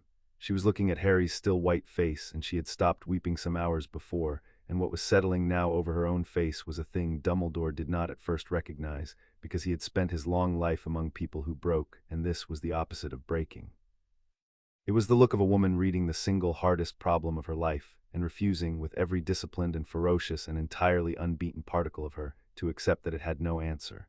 "You said you'd never heard of a Concord that survived being severed," she said, without looking up from his face. "But you've never heard of one that mended the weave instead of tearing it, either, or one that woke two children at once instead of one. Or one that beat a warden by being kind, or fed its own severance to spare the other half. We're not in your books, Professor, we never have been, so you'll forgive me if I decline to take your word, or any dead author's word, for what cannot be done." She lifted Harry's cold white hand and pressed it against her own cheek and closed her eyes, and when she spoke again it was not to Dumbledore at all, but to the silent boy on the bed, in the low steady voice of a vow being made where only the maker could hear it. You built the bridge from your side once already when I couldn't, so I'll build it from mine, for as long as it takes, whatever it costs. You came and got me out of the cold on a turret, Harry Potter, and I am not going to leave you alone in it now. Do you hear me? I'm coming. Just hold on and I'm coming. Far to the south, the seal under the Ministry of Magic gave a little more, and the cold came up out of the deep places another patient inch, and in a ruin without a name, a white-bodied thing held a splinter of stolen glory in its hand and turned its red eyes north toward a castle, and then south toward a door, and settled in to wait with the long, terrible patience of the grave for the hour when the two would become one. Chapter 5 and Chapter 6. The twining Harry Potter woke on the fourth day with white hair and a silence inside him the size of the world. He knew before he opened his eyes that something was wrong, in the way you know a tooth is gone before your tongue confirms it, by the shape of the absence. For 7 months there had been a second presence in him, a warmth against the inside of his ribs, a low sure hum that meant Hermione, that meant near, that meant not alone. It had become so much the furniture of his soul that he had stopped noticing it the way you stop noticing your own heartbeat, and now it was gone. He reached for it on waking the way a man reaches in the dark for the lamp that has always been beside the bed, and his hand closed on nothing, and the nothing was so total, so deaf, so final, that for a long moment he could not remember how a person was supposed to breathe with that much emptiness inside them. He opened his eyes. The hospital wing was gray with early light, and Hermione was asleep in a hard chair pulled close to the bed, her hand wrapped around his, her face creased with the marks of having slept sitting up for 4 nights running. She was there. She was right there, 6 inches away, holding his hand, and he could not feel her at all. Her mind, which had been an open lit room he could walk into any hour of the day, was shut now, ordinary, sealed, as opaque to him as any stranger's. He held the hand of the one person who had ever made him whole, and she might as well have been on the far side of the moon. She woke because some animal part of her had been keeping watch even in sleep, and her eyes found his, and for one instant her whole face opened, unguarded, in a way that hurt to look at. And then she reached for him, not with her hand, which was already holding his, but with the bridge, with the twining as she had 10,000 times, and met the same deaf nothing he had met, and Harry watched the light go out of her face like a snuffed candle, and understood that she had been reaching for him every hour for 4 days and finding this, and that he had been all that time exactly as far away from her as she now was from him. "You're awake," she said. Her voice was steady. He had decided, he could see, to be steady, and was paying for the decision visibly. "You paid out almost everything. Madame Pomfrey said you'd wake when there was enough of you back to wake with. I told her she was wrong about how long it would take. I was right." A muscle moved in her jaw. "I'm usually right, Hermione." His own voice came out cracked and strange. "I can't feel you. I know." She did not look away. That was the thing he would hold on to afterward through everything, that she did not look away. "I can't feel you either. The bridge is gone, Harry. You folded the whole of it into yourself to keep him from anchoring the severance in me, and it worked. It kept me alive, and it broke the thing it was protecting. Dumbledore doesn't think it can be rebuilt. He's never heard of a conquered surviving a severance, let alone one that severed itself." Her chin came up, the old gesture, the one that had faced down the most powerful wizard in Britain over a cup of tea. "He's wrong about that, too. I just haven't worked out why yet." And Harry, lying there with the white in his hair and the silence in his chest, looking at the brave, steady, ruined face of the girl who had sat 4 nights in a hard chair holding the hand of a boy who could no longer feel her, felt something he had spent 7 months learning he would never have to feel again, and it was the oldest feeling he had, the one the cupboard had taught him before he had words for it. That the people you love are taken from you always in the end, and that the only safe amount to love is none. "You should go home," he heard himself say, "to your parents, now before he comes back. He doesn't want me, Hermione, he wants us, the two of us together. Apart, I'm just a kid with white hair, and you're just the cleverest witch in the school, and that's not what he's hunting. We're not a conquered anymore, then there's no reason for you to be a target, and every reason for you to be 100 miles from me when he—" "Stop." She did not raise her voice. She did not need to. "Stop talking. I want you to listen to what you just said, because you're cleverer than that. You're cleverer than almost everyone, even with half your soul paid out, and you just said the single stupidest thing I have ever heard come out of your mouth." She leaned forward, fierce, her hand tightening on his. "You want to send me away to keep me safe. You, after everything. After Dumbledore tried it, and Merward tried it, and Voldemort tried it, you want to finish the job they couldn't, and you want me to thank you for it. Do you have the faintest idea what you sound like?" He did. That was the worst of it. He sounded like every kind and careful person who had ever decided that two who loved each other had better be divided for their own good. He sounded like the enemy. And he could not stop, because the silence inside him where she used to be was the loudest thing he had ever heard, and he could not bear it, and the oldest part of him, the cupboard part, the part that had survived 11 years by wanting nothing, had taken hold of the controls and would not let go. "I almost killed you," he said, "on the moor. I felt you trying to be the anchor, trying to take the death so I wouldn't have to, and I beat you to it. I beat you by half a second, and if I'd been slower it would be you lying here emptied out, or worse, it would be you dead in the grass while he wore your soul like a coat. Loving you is what put you in front of me. I did that. And I will do it again. I'll do it every time because I can't not, and the only way to make you safe is to not be." He couldn't finish it. He turned his white head away on the pillow. "Just go home, Hermione, please. Let me get this one thing right." She was quiet for a moment. Then she stood up and let go of his hand, and he felt the loss of even that ordinary warmth like a door closing, and he thought for one black hollow second that she had agreed, that she was leaving, that he had won the worst victory of his life. "No," said Hermione Granger, "I'm not going home. I'm going to give you 1 day to be a coward because you've earned it. You paid more than anyone has ever paid, and you're allowed 1 day of being wrong about everything. And then I'm going to come back and we're going to fix this, because you do not get to decide on your own that loving me is too dangerous for me to be allowed. That's my decision. It was always my decision. I made it on a turret 7 months ago, and I have not changed my mind, and I am not going to, and the fact that you can't feel me deciding it right now changes nothing at all about the fact that I am." She paused at the door. "You came and got me out of the cold once, Harry. You didn't ask if it was safe, you just came. So don't you dare lie there and tell me it's too dangerous to come and get you." She left. And Harry lay alone in the gray light with the silence roaring inside him, and for the first time since the night by the lake, he was, in every way that had ever mattered to him, completely alone. And the terrible thing, the thing he could not say to anyone, was that being alone again felt like coming home. He spent that day and the day after building walls. It was the thing he was best at. He had simply forgotten, in 7 warm months, that he knew how. He stopped going to the hospital wing's window where he could see her crossing the grounds. He answered Sirius in single words and Lupin in fewer, and pretended to be asleep when McGonagall came. He told himself it was strength. He told himself a great many things in the deaf gray silence where Hermione used to be, and the silence agreed with all of them, because silence always does, because silence is the most agreeable liar there is. It was Sirius who broke it on the second night, sitting down on the end of the bed uninvited with the heavy graceless certainty of a man who had spent 12 years learning that politeness was a luxury for people who had time. "I know what you're doing," Sirius said. "I want you to know that I know, because I've done it, and somebody should have sat on the end of my bed and called it what it is before I wasted 12 years on it." He looked at Harry with his hollow, burning eyes. "You're deciding that it's safer not to have anyone. You're deciding it hurts too much to love something the world can take, so you're going to get out ahead of the world and take it yourself. That way at least it'll be you that did it. That way at least you'll have had some say. I know that song, kid. I sang it for 12 years in a cell, every verse. Want to know how it ends?" Harry said nothing. The silence inside him said nothing either. "It ends with you in a box," Sirius said. "Maybe not a stone one with dementors, but a box. The kind you build yourself, out of all the people you pushed away to keep them safe. And the joke, the thing nobody tells you, is that it doesn't keep anybody safe. It just means that when the bad thing comes anyway, and it always comes anyway, Harry, the world is going to do what it's going to do whether you love anybody or not. When it comes, you face it alone, and you've got nothing in your hands, and the people who would have stood with you are 100 miles away being safe and hating you for sending them there." He stood up. "Your dad knew better. Your mum taught him. The bravest thing James Potter ever did wasn't fighting. Any idiot can fight. I'd know I'm any idiot. The bravest thing he ever did was let people love him when he knew exactly what it might cost them. That's the iron, kid, not the not loving, the loving anyway, the loving with your eyes open." He went to the door. "She's downstairs in the library. She's been there every night, working on something, won't say what, won't sleep. The cleverest witch in the country is downstairs right now, refusing to accept that the two of you are finished, and you're up here building a box. One of you is being brave. I'll let you work out which." The family came for him the next morning, and they did not come gently, because they had taken his measure and decided gentleness was the last thing he needed. They arrived all at once, which could not have been an accident. The Grangers up from Hampstead on the early train, Mrs. Weasley with a basket and a face like weather, Lupin trailing behind them looking apologetic and immovable, and the whole loud warm tide of them swept into the hospital wing and around Harry's bed and refused, with a unanimity that no one had needed to arrange aloud, to leave.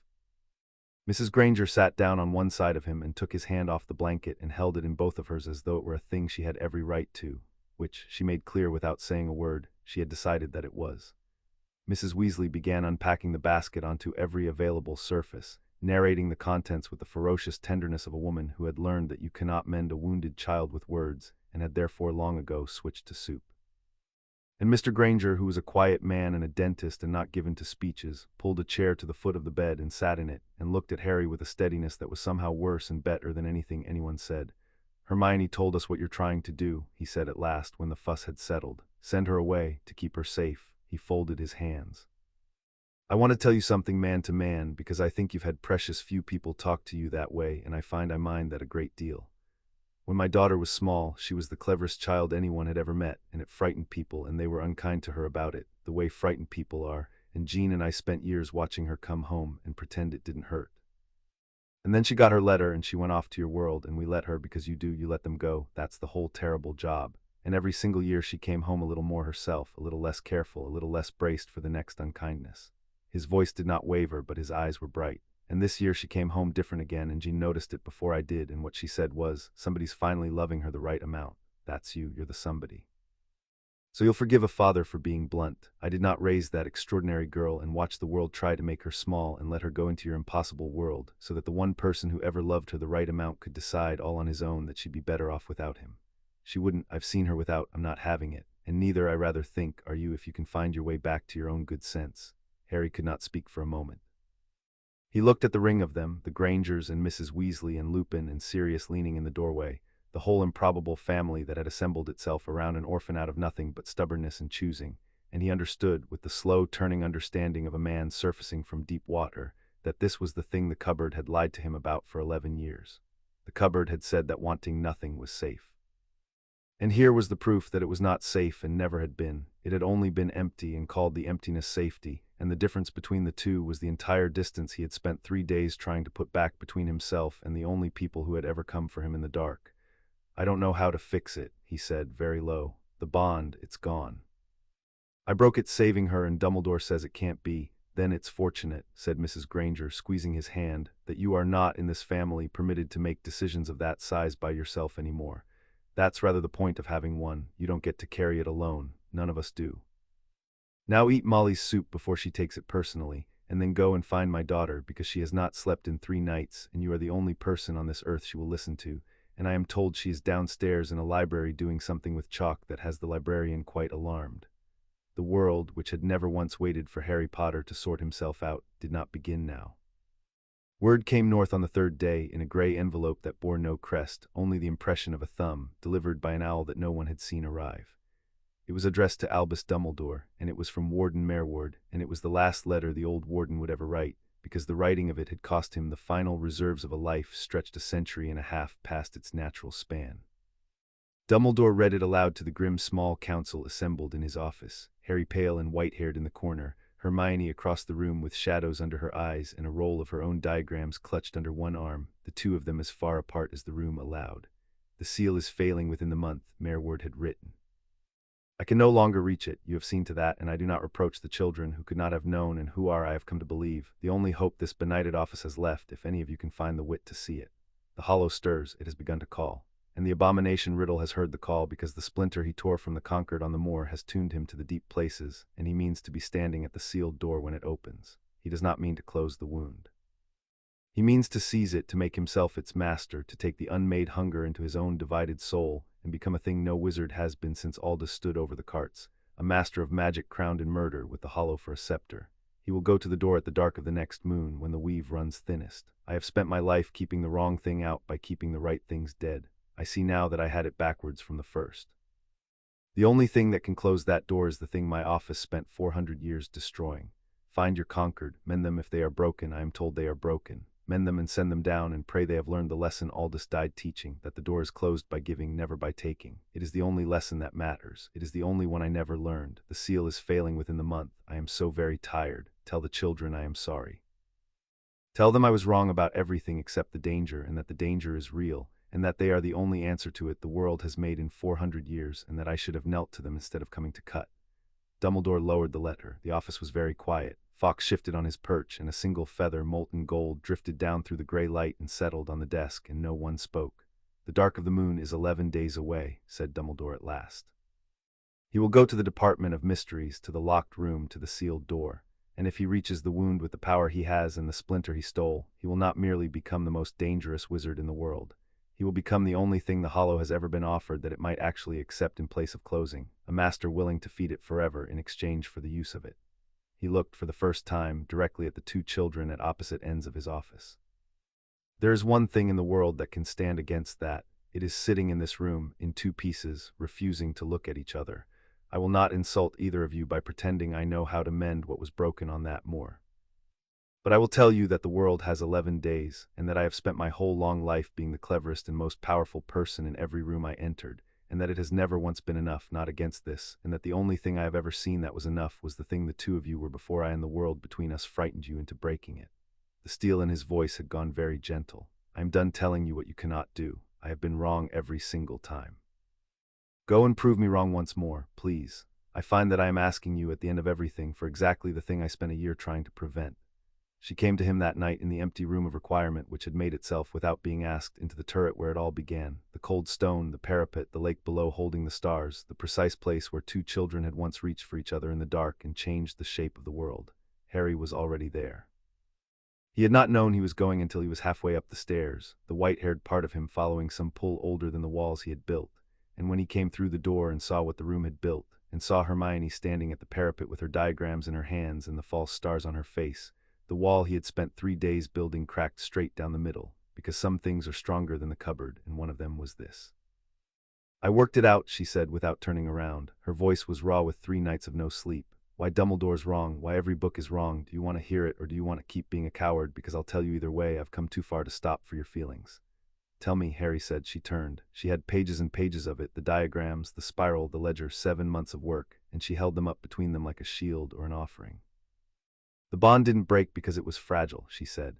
That's what everyone assumes, because everyone who ever studied a conquered studied a dead one or a severed one, and they all assumed the breaking was the natural state and the bond was the fragile exception. But we're not fragile, Harry. We unmade a quintaped. We threw a warden out of the castle. We held the oldest wound in magic and made it quiet. We are the least fragile thing this world has produced in 400 years. The bond didn't break because it was weak. It broke because of how you held it. Her voice cracked and she pushed through it. You folded it into yourself, all of it. You took a thing that is meant to be two people, holding it between them freely, both giving and both receiving in a circle that never closes, and you crushed it down into one person carrying the entire weight alone so the other one wouldn't have to. You turned a circle into a single point, and a single point can't be a circuit. That's not a tragedy that happened to us, Harry. That's a thing you did out of love, the most loving thing anyone has ever done for me, and it was also exactly, precisely the same mistake Aldous made, and the same mistake Voldemort makes, and the same mistake every single person who's ever tried to control this power has made, which is to believe that the way to protect a thing is to carry it alone. Harry stood very still on the false stone. Then how do we? We don't rebuild it, Hermione said. You can't rebuild a circle by one person reaching across the gap, because that's just you folding yourself in again, you holding it alone again, and it'll break again the exact same way. The first time you decide my safety is worth more than the circuit. The bridge can't be built from one side, it never could. The first time on the turret, we didn't build it. We both reached at the same instant in the same freezing dark, each of us giving everything to the other and neither of us trying to carry it alone, and the circle closed because there were 2 of us and both of us gave. She came toward him across the false stone, and she was crying now, openly, unashamed, as she had cried at 6 in a planetarium learning how large the universe was. So that's how we do it, not you saving me, not me saving you. Both of us at the same time, giving the whole of it to the other and trusting Harry. The thing the book said, it always comes down to trusting the other one to give it back. I give you everything I am and I trust you to hold it, and you give me everything you are and you trust me to hold it, and neither of us tries to carry it alone, and the circle closes because that's the only way it has ever closed, because that is the only thing the deep magic has ever actually been. She stopped in front of him, close enough to touch, and did not touch because this had to be chosen, not reached for. Voldemort takes, the Grey Men cut, Aldous carried it alone, and every single one of them failed for 400 years because the secret isn't power and the secret isn't sacrifice. The secret is the one thing none of them could do, the thing you're trying right now not to do because you're frightened of what it'll cost me. The secret is to let yourself be held. She held out both her hands, palm up, the old invitation, the old vow, the one from the library and the turret and the kitchen at midnight. So let me, Harry, stop carrying it alone, give me my half back, let me be brave too. And Harry Potter, who had spent 11 years in a cupboard learning to want nothing, and 7 months learning what it was to be wanted, and 3 days learning that the wanting nothing had been waiting all along to take him back, looked at the open hands of the only person who had ever chosen him on purpose, and made the bravest decision of his life, which was not to fight and not to sacrifice and not to carry anything alone, but simply, terrifyingly, to let himself be held. But his hands in hers. What happened then was not like the first time, and the few who would ever hear of it would never quite be able to describe it, because the language has no words for a thing that has happened, in all the turning history of the world, only 12 times. The first time on the turret, the bond had closed the way a struck bell rings. Sudden, involuntary, two desperate children flinging themselves at each other in the dark, and the weave answering before they understood what they had done. This was different, this was chosen. This was two people who knew exactly what they were doing and exactly what it would cost and exactly how it had broken the last time, deciding with their eyes open to do it anyway together on purpose, in the full knowledge of the danger and in full refusal of all it could cost them. Harry gave her everything. Not the careful folded everything of the moor, not the protective everything that crushed the circle into a point. The open everything, the everything that trusts, the whole of his white-haired emptied self poured across the gap into her open hands with no thought of carrying it and no thought of keeping it safe, only the one wild act of faith that she would catch it and hold it and give it back. And in the same instant, the exact same instant, the way it had to be, she gave him hers. The whole roaring cathedral of her, the discipline and the trembling it hid in the iron underneath, the cleverest, fiercest, most guarded soul in Britain flung across the dark into his keeping with the same reckless faith, and they met in the middle in the gap, in the place that was neither of them and both, and the circle closed. It did not ring like a bell this time, it rose like a sun. The twining came back not as it had been, but as it was always meant to be, fuller, deeper, truer, a thing forged in the breaking and tempered in the choosing, and where before they had been two instruments tuned to one note, they were now something the world had no name for, a single mastery worn by two souls who had each given the other the whole of themselves and trusted, and been right to trust. The false stars of the room blazed up into real ones. The cold went out of Harry's chest and the white stayed in his hair, a scar, a proof, a paid price, and he did not mind it now, because the silence was gone, because she was there, she was everywhere. She was the warmth against the inside of his ribs and the clarity behind his eyes and the hand in his hand, and he was the same to her, and they stood in the risen light holding the whole of the deep magic between them, the way it was always meant to be held, lightly, jointly, freely, two and not one. The true masters of magic at last and entirely, because they had finally learned the only lesson that had ever mattered, the one Aldous died not knowing and Voldemort would never learn and the Grey Men had spent 400 years killing children to avoid. That the deepest magic in the world is not power and is not sacrifice and cannot be carried alone and is only ever in the end two people brave enough to hold each other and trust the other to hold back. "There you are," Hermione whispered, exactly as she had the first night they worked without touching, and this time he felt the words arrive in his chest before the sound of them reached his ears, and he was laughing and she was laughing, and neither of them could tell any more where one of them ended and the other began, which was the entire point, which had always been the entire point. "Here I am," said Harry. "I'm sorry I tried to leave. I know, you're an idiot, it's one of your best features." She pressed her forehead to his, the two of them lit up like a struck match in the dark. "Don't ever do it again, whatever's coming. We go down to that door together or we don't go at all, promise me." "Together," said Harry, the whole of their covenant in a single word, or not at all. They had 10 days and they spent them learning what they had become. The reforged bond was not the old one made whole. It was a different and a greater thing, the way a sword is a different thing from the ore it was beaten out of. Where before they had reached for the weave and it had answered, now they did not have to reach at all. It was simply there under everything, the way the floor is under a house, and they had only to attend to it, and it leaned toward them like a plant toward a window. They tested the limits and found, unnervingly, that they could not. In the room of requirement they raised a wind that should have cost them an hour of memory each and paid for it instead with nothing but a faint, pleasant tiredness, because two souls freely giving and freely receiving made a circle that lost almost nothing to the toll, the price running round and round between them and coming home nearly whole. They mended a cracked flagstone, a shattered goblet, a dead winter rose, each working cleaner and surer than the last, and Hermione filled 3 more notebooks and underlined twice a sentence equal parts wonder and warning. "I do not think there is anything within the law of giving that we cannot now do." But they did not let the power become the whole of them because they had read the book and they knew how that song ended. So they spent the evenings, the precious ordinary evenings, with the family that had refused to let them break. In the 3 broomsticks with Sirius telling outrageous lies about the marauders, in Lupin's chocolate-smelling office going over and over the maps of the Department of Mysteries he had drawn from a cursebreaker's half-remembered descriptions, in the warm crowded kitchen of a house in London, where Mrs. Weasley fed an entire war effort and Mr. Granger taught Sirius, with enormous gravity, the correct way to lose at chess to Hermione.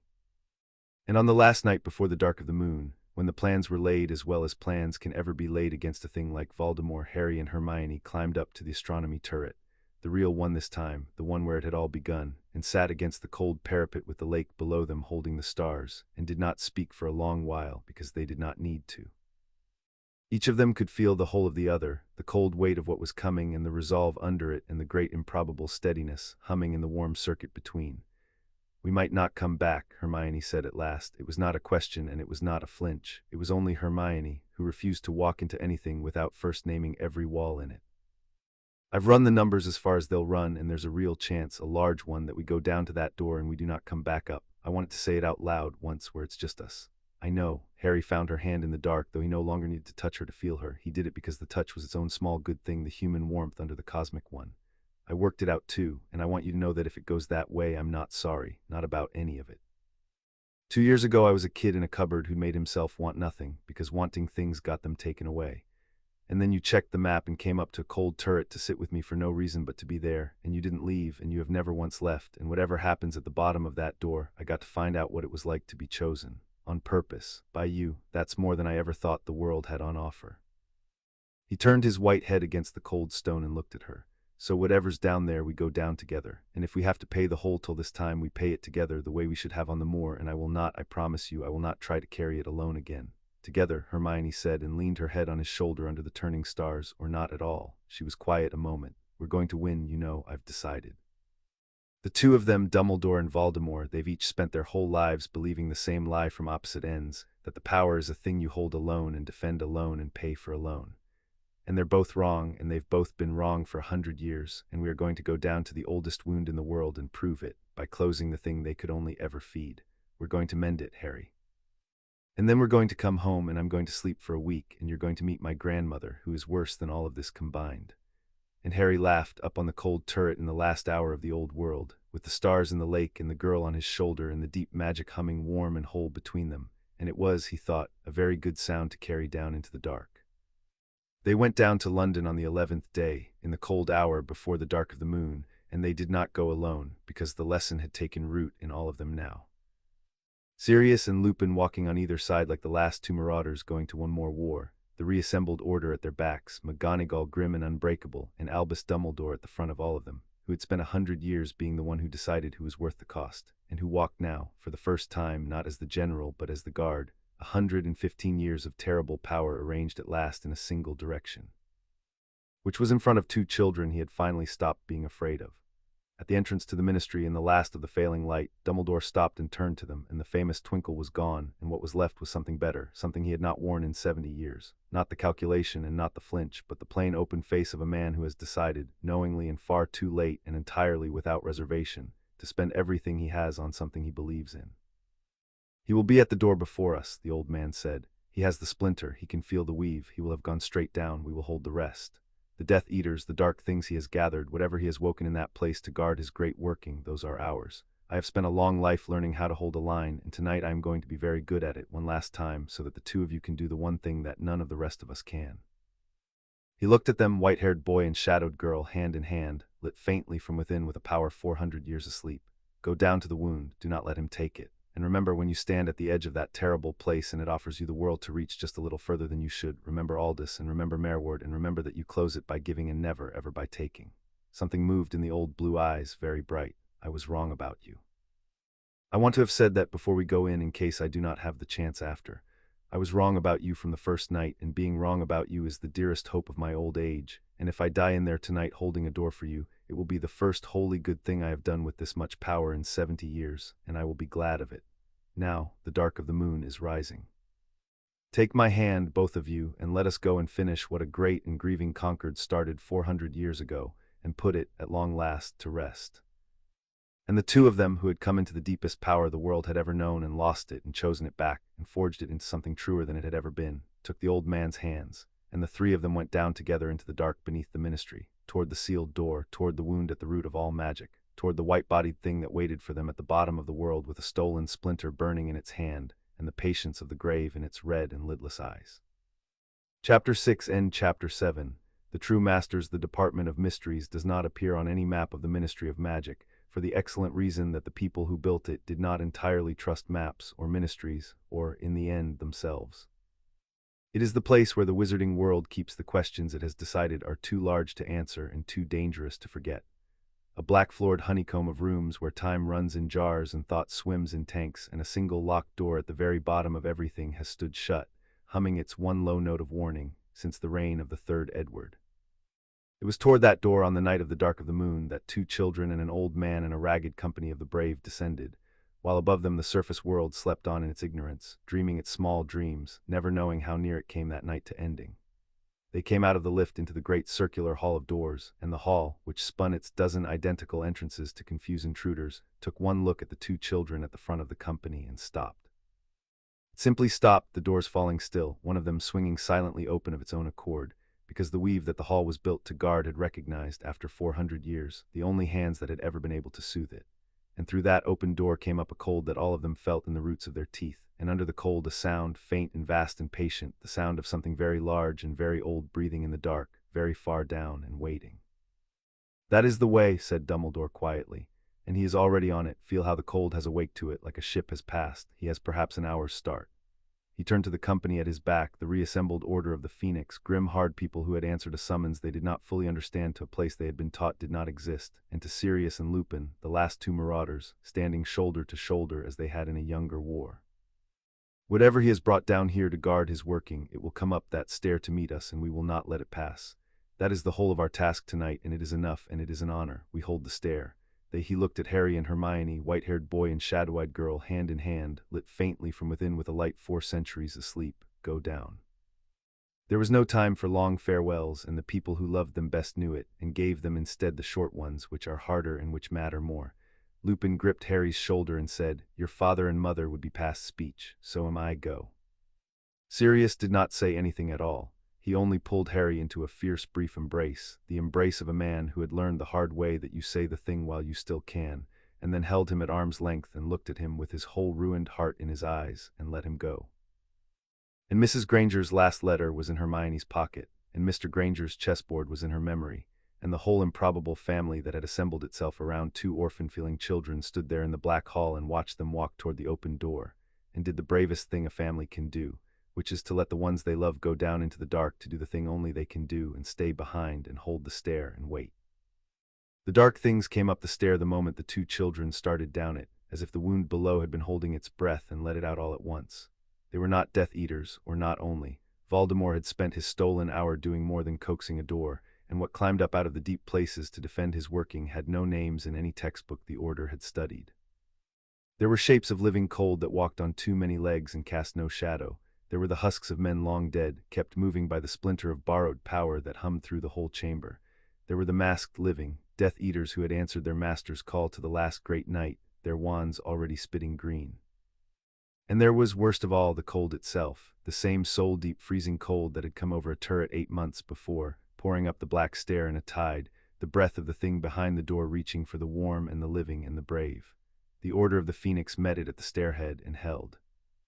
Dumbledore went first and went terribly, the old man's careful century of restraint set down at last like a heavy coat at the door, and the white fire that came off him turned the front rank of the cold things to falling ash and lit the great black hall like a second sun. He did not duel, dueling was for equals, and on that stair in that hour the most powerful wizard in the world had decided to stop pretending he had any. He simply held the line, a tower of white fire at the mouth of the dark, and behind him the others fought in the light he made. McGonagall, who had taught transfiguration to 4 generations and cowed every one of them, turned the black stone of the floor to grasping hands that dragged the husks back down into the dark from which they had climbed. Mrs. Weasley stood over a fallen Order member with her wand like a needle and her face like a fortress, and dared the whole tide of death to come past her, and it did not. And the last 2 marauders fought back to back at the very lip of the stair, Sirius Black laughing the wild, bright laugh of a man finally, gloriously, free to spend his loyalty in the open, and Remus Lupin beside him moving with the lethal economy of a creature that the world had spent its whole life underestimating, the 2 of them holding the top step against everything Voldemort had raised, buying with their bodies the minutes the children needed below. For James. Sirius shouted into the freezing dark, a curse and a battle cry and a prayer all at once, and his magic flared gold against the gray, and somewhere far below in a chamber at the bottom of the world, his godson felt it through the mendied ache of the twining and was steadied by it. For this, too, was the deep magic, though it had no name and asked no toll. A family standing in the cold at the top of a stair, refusing to let the dark go down to the ones they loved. They did not know what was happening below them. They could not see the wound, or the white-bodied thing, or the 2 children kneeling at the edge of nothing. They knew only that 2 of their own had gone down into the dark to do a thing only they could do, and that the whole of the Order's task, the whole of it, the only task that mattered, was to make sure that nothing, living or dead or never quite either, got past them to interrupt it. So they held the stair.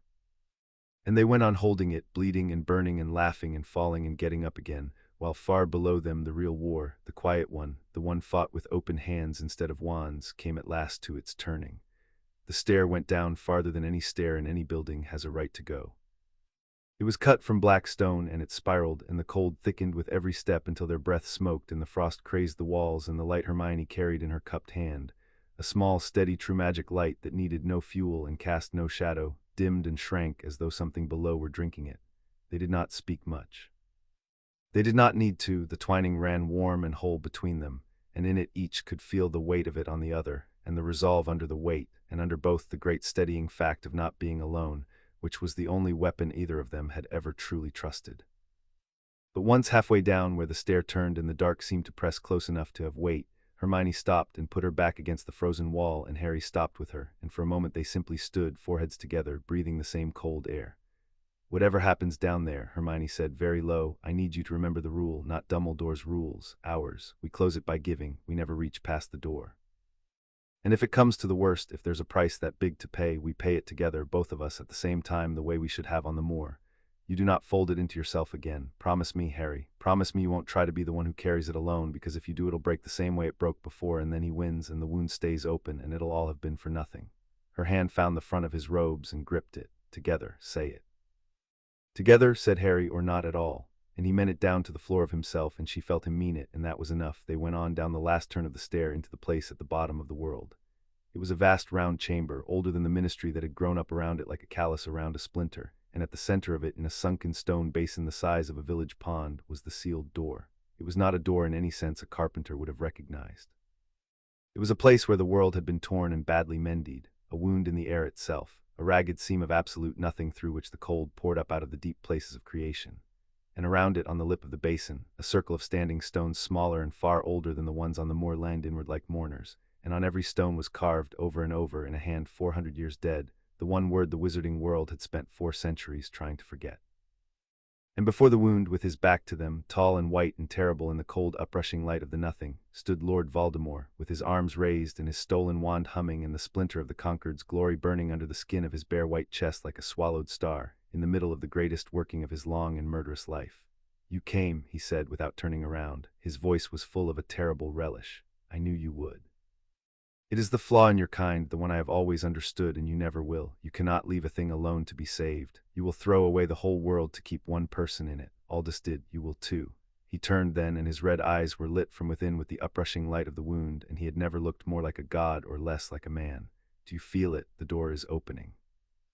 I have spent the hour you so kindly gave me coaxing it, and it knows me now. It knows the shape of my soul, because my soul and the thing behind that door are made of the same stuff, children, unpaid debts, debts that were never balanced.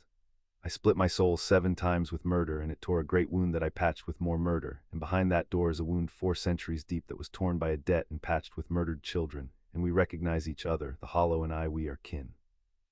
And when it opens fully, I am going to reach through it and lay my hand on the weave, on the loom of all magic, and I am going to become the thing your kind could only ever borrow. The single, sovereign, undivided master of magic, crowned at last forever with the whole turning world for my instrument and death itself kneeling at my feet." "You've got it backwards," said Hermione. Her voice was steady, and it carried across the cold chamber, clear as a struck bell over the vast, low breathing of the wound. "You think the door is opening for you because you're strong enough to open it. It isn't. It's opening because you're starving enough to be eaten. You're not its kin, Voldemort, you're its dinner. It doesn't want a master, it's never wanted a master. It wants to be fed, and you've spent 13 years making yourself into the largest unpaid debt in the history of the world, and you've walked all the way down here and offered it yourself on a plate, and the only reason it hasn't taken you yet is that it's saving room." For the first time, something flickered in the red eyes that was not triumph. "You lie," said Voldemort. "She never lies," said Harry. "It's her worst habit. Ask Dumbledore." Voldemort struck, and the chamber at the bottom of the world came apart into light and cold and the screaming of tortured air. He struck not with curses, but with the deep magic itself, the splinter blazing up in him, and the working he flung at them was the severance, the same drawing out he had used on the moor, the cold fingers closing on the twining and beginning, with a strength magnified 100-fold by the uprushing power of the wound, to pull. But it was not the moor, and they were not what they had been. They met the severance together, both of them freely, the circle closing the instant it was threatened, and where on the moor Harry had folded the bond into himself and broken it, now neither of them folded anything. They simply held, 2 souls each giving the whole of themselves to the other and trusting the other to hold back, a a circle that could not be collapsed into a point because both of them, at every instant, refused to carry it alone. Voldemort pulled, and there was nothing to pull, because a thing freely shared between two cannot be drawn out of either. You cannot steal what is being given away faster than you can take it. He understood and changed his attack, and the chamber filled with horrors. He tore stones from the ancient circle and flung them as bludgeons. He turned the cold itself into a blade. He reached into the wound and drew up fistfuls of the unmade nothing and hurled it at them, and where it struck the floor ceased to exist. And the two children met all of it, not by being stronger, for he was, in raw stolen power, perhaps stronger now than they, but by being truer. Where he tore, they mended, the flung stones settling back into their circle, the unmade floor remembering itself, the bladed cold turning soft and ordinary in the warm field of the two of them. They did not attack him once. That was the thing that drove him at last, clean past the end of himself, into something he had no name for, that they would not fight him, that every cruelty he flung was simply, patiently, lovingly undone, that he was hurling the whole armory of death at two children holding hands, and they were answering him with nothing but repair. He gave them then the full and terrible inventory of a wizard who had spent 70 years learning every cruelty the world had to teach. He unspooled time around them so that the seconds stretched and warped, and a single heartbeat became an hour of falling, and they held the moment steady between them and let it run true again. He reached into Harry's mind, into the cupboard, into the green light and the long unwantedness, and built it up around them into a prison of every cold thing Harry had ever survived. And Hermione, threaded all the way through him, walked into the prison hand in hand with him and looked at every cold thing in it without flinching, and the prison, seen by two instead of suffered by one, came quietly apart. He turned the snake loose, vast and patient and venomous, and they did not kill it. They unmade the hunger in it, the way they had unmade the rage in a quintape on a wet autumn afternoon a lifetime ago, and the great serpent that had been the Dark Lord's last familiar laid its head down in the cold and slept, and dreamed, perhaps, of being something other than a weapon. And still he had not touched them, and still they had not struck back, and the not striking was unmaking him faster than any curse could have. He drew up the unmade nothing from the wound in great freezing fistfuls and flung it, and where it fell the world simply stopped being, holes punched in creation itself, and the two children mended each hole as fast as he tore it, the floor remembering itself behind them, the air closing over the absences, the chamber repairing in their wake even as he ripped it open before them. It was the most magnificent and most pointless duel in the history of magic. A god of death hurling annihilation at two children who answered every stroke of unmaking with an act of repair, neither side able to finish the other, the whole vast chamber at the bottom of the world strobing between ruin and wholeness, faster and faster, while the wound breathed its slow cold breath beneath them all and waited to see which would win, the tearing or the mending, the taking or the giving. The oldest argument in creation playing out at last between the two purest examples it had ever produced. Harry felt the strain of it in every bone. Holding the world together against a being who wanted only to pull it apart was like holding a door shut against a flood, and the flood did not tire, and they did, and he could feel Hermione tiring beside him, feel the warm circuit between them stretched thin with the effort of repairing creation as fast as a god could wreck it. They could not keep it up, that was the cold arithmetic of it, and Hermione, who had never in her life flinched from arithmetic, knew it first and told him so down the bridge in a single clear pulse of certainty. We can't outlast him at this. He's got the splinter and the wound feeding him and he doesn't get tired. We hold him off, we don't beat him, and sooner or later we drop and he wins. We have to stop fighting the war he wants and start fighting the one he can't understand. And Harry, bleeding and burning and holding the roof of the world up with his bare and joined hands, understood her completely, as he always did now, and felt the plan pass between them whole, and felt the wild improbable rightness of it settle in him like a key turning in a lock 400 years rusted shut. Fight me. He screamed, and his beautiful cold control was gone now, cracked clean through, because in his whole long life of being the thing from which others fled, he had never once faced an enemy who simply refused to flee. Fight me, you cowards, you children, fight me as I am fighting you. No, said Harry. He was bleeding from a dozen small wounds, and his white hair was wild, and his voice shook with the strain of holding the world together against a god, and he had never in his life been more certain of anything. That's what you've never understood. That's what none of them ever understood. Not you, not the Grey Men, not even Dumbledore, not for 100 years. We're not here to beat you. We were never here to beat you. We're here to close the door. You're just the thing standing in front of it. He looked at Hermione and she looked at him, and across the twining passed the whole of a plan that neither of them needed words for, because they had practiced it on a moor in a turret and in a chalked room 100 cold nights, the only working that had ever mattered, not to take, never to take, but to give. Now Hermione. And the true masters of magic turned their backs on the most dangerous wizard in the world and faced the wound and began to mend it. It was the largest thing they had ever attempted, and it was the simplest, and it was the only thing they had ever been made for. They did not reach through the door. They had learned that lesson at the cost of a white streak in a boy's hair and the lives of every conquered who had ever come before. They did not reach, they did not undo, they did not try to give the wound back the centuries it had eaten or the people it had unmade. They only knelt at the lip of the basin, hand in hand, and laid their joined attention against the torn edges of the world, and began to hold them together, gently, the way you hold the lips of a wound, asking nothing, adding nothing, taking nothing, only offering the one thing the hollow had never once been given in 400 years of being shunned and fed and walled away in the dark, company. The simple, stubborn, twofold fact of you and I knelt down in the cold beside the oldest loneliness in the world and stayed, and the wound which had been a mouth began very slowly to become only a wound again, and a wound held long enough and asked for nothing and not left alone in the dark remembers how to close. But it was 4 centuries deep, and it had been torn by a death, by the greatest unpaid debt in the history of magic, and the law that Hermione had written in her notebook on the first cold night held even here, held especially here, at the root of everything. The books must balance. You could close a wound that size by giving, yes, by the patient, loving labor of 2 souls freely joined.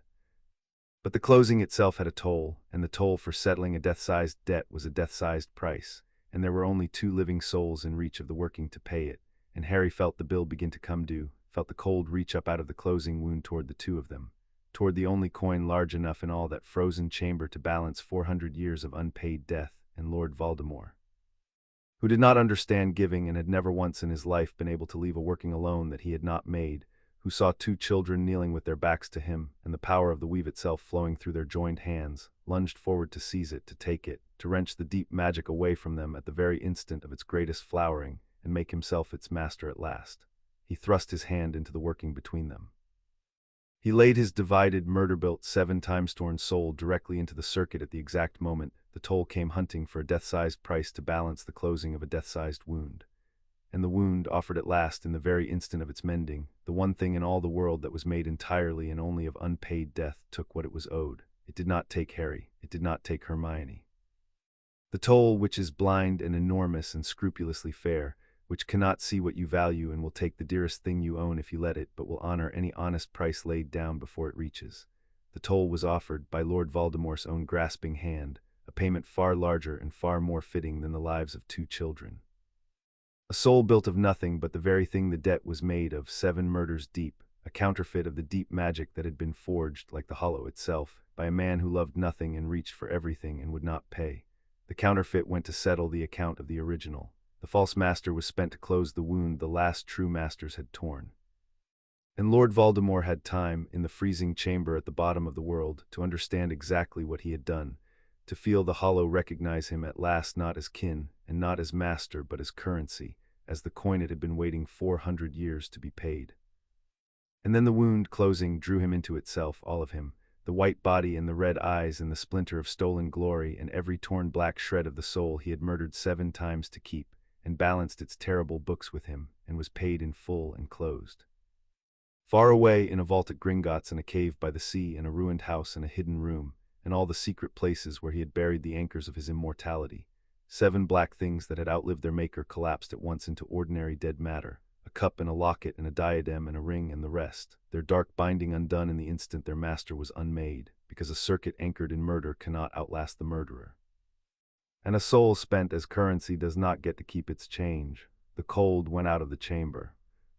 The light of the wound, the terrible uprushing nothing, guttered and dimmed and drew down into the closing seam, and the seam knit shut, edge to edge, whole, the world stitched back to the world after 400 years, and where the sealed door had been there was only at last unbroken floor, ordinary stone, the most beautiful and ordinary stone in the history of the world, and the standing stones of the inner circle, their long vigil ended, lined in another inch, and were still. And in the new and ringing silence, for just a moment before it faded, Harry and Hermione both felt, through the mended weave, 2 presences they had never met and somehow always known. A man and a woman, very old and very tired, who had loved each other past all sense in a world of carts and bells 400 years gone, and who had reached and torn the world and been consumed by the thing their love had torn open. And who now, at the very last, with the wound that was the sum of their mistake finally closed by 2 children who had learned the lesson they died not knowing, were free. Thank you, the presences said or did not say. It was not words. We are sorry. Be wiser than we were. Be braver than we were. and above all the two old presences said, with the whole weight of 400 years of regret turned at last to peace, above all, never let go of each other's hand. And then they were gone, the way a held note ends, into the mended quiet of the world they had broken and the children had healed, and the weave, whole for the first time in 4 centuries, let out a long, slow breath like a sleeper turning over into a deeper and easier dream. They paid a price. Of course they paid a price. The books always balance, and even a closing as right as that one is not free, and the toll for the mending, the honest part of it that no counterfeit soul could cover, came due on the two of them after all, shared the way they had sworn it would be. It took from each of them a year. Not a year of their lives going forward, a year of the lives behind, drawn out of them as fair payment, 2 of the years they had not yet had time to make precious. And it took something else, something Hermione would spend months afterward trying to name and never quite manage. A certain ease, a certain lightness, the last of their childhood, perhaps, spent at the bottom of the world to balance the saving of it. They came up the long black stair older than they had gone down, not in their faces but somewhere behind their eyes, 2 people who had knelt beside the oldest wound in creation and kept it company until it could rest, and who would carry ever after the particular gravity of having done so. But they came up the stair, both of them, hand in hand, alive and whole and together, which was the only sum either of them had ever cared about balancing, and which balanced that night perfectly. They found the company of the brave bloodied, but standing at the top of the stair, the holding action held, the dark things Voldemort had set to guard his working collapsing into harmless dust the instant their master was unmade. Lupin had a broken collarbone and would not stop grinning. McGonagall had lost her hat and gained a limp and looked, somehow, 20 years younger. And Sirius Black, who had spent 12 years in a box for the crime of loving too loyally, caught his godson as Harry came off the last stair, and held the white-haired boy at arm's length and looked at his face and understood, the way family understands, everything that had happened down there in the dark without a single word of it being spoken. "You did it," Sirius said, his ruined voice cracked clean across. "You went down there and you did it, and you came back up, the both of you, you came back up. Do you know how rare that is? Do you have the faintest idea? People go down into the dark for the people they love all the time, kid. Going down is easy. It's the coming back up together that nobody manages." He pulled Harry into his arms and reached out and pulled Hermione in too, because she was family now. She had been family since a kitchen at midnight, and the 3 of them stood at the top of the stair at the bottom of the world, while around them the brave and the bloodied began slowly to believe that they had won. Albus Dumbledore was the last to come to them, and he came slowly, an old man at the end of a very long road, and there was something in his face that none of his students had ever seen there in all the years of the famous twinkle, because it was a thing that had taken him 115 years to learn how to wear, and it was peace. He did not speak at first.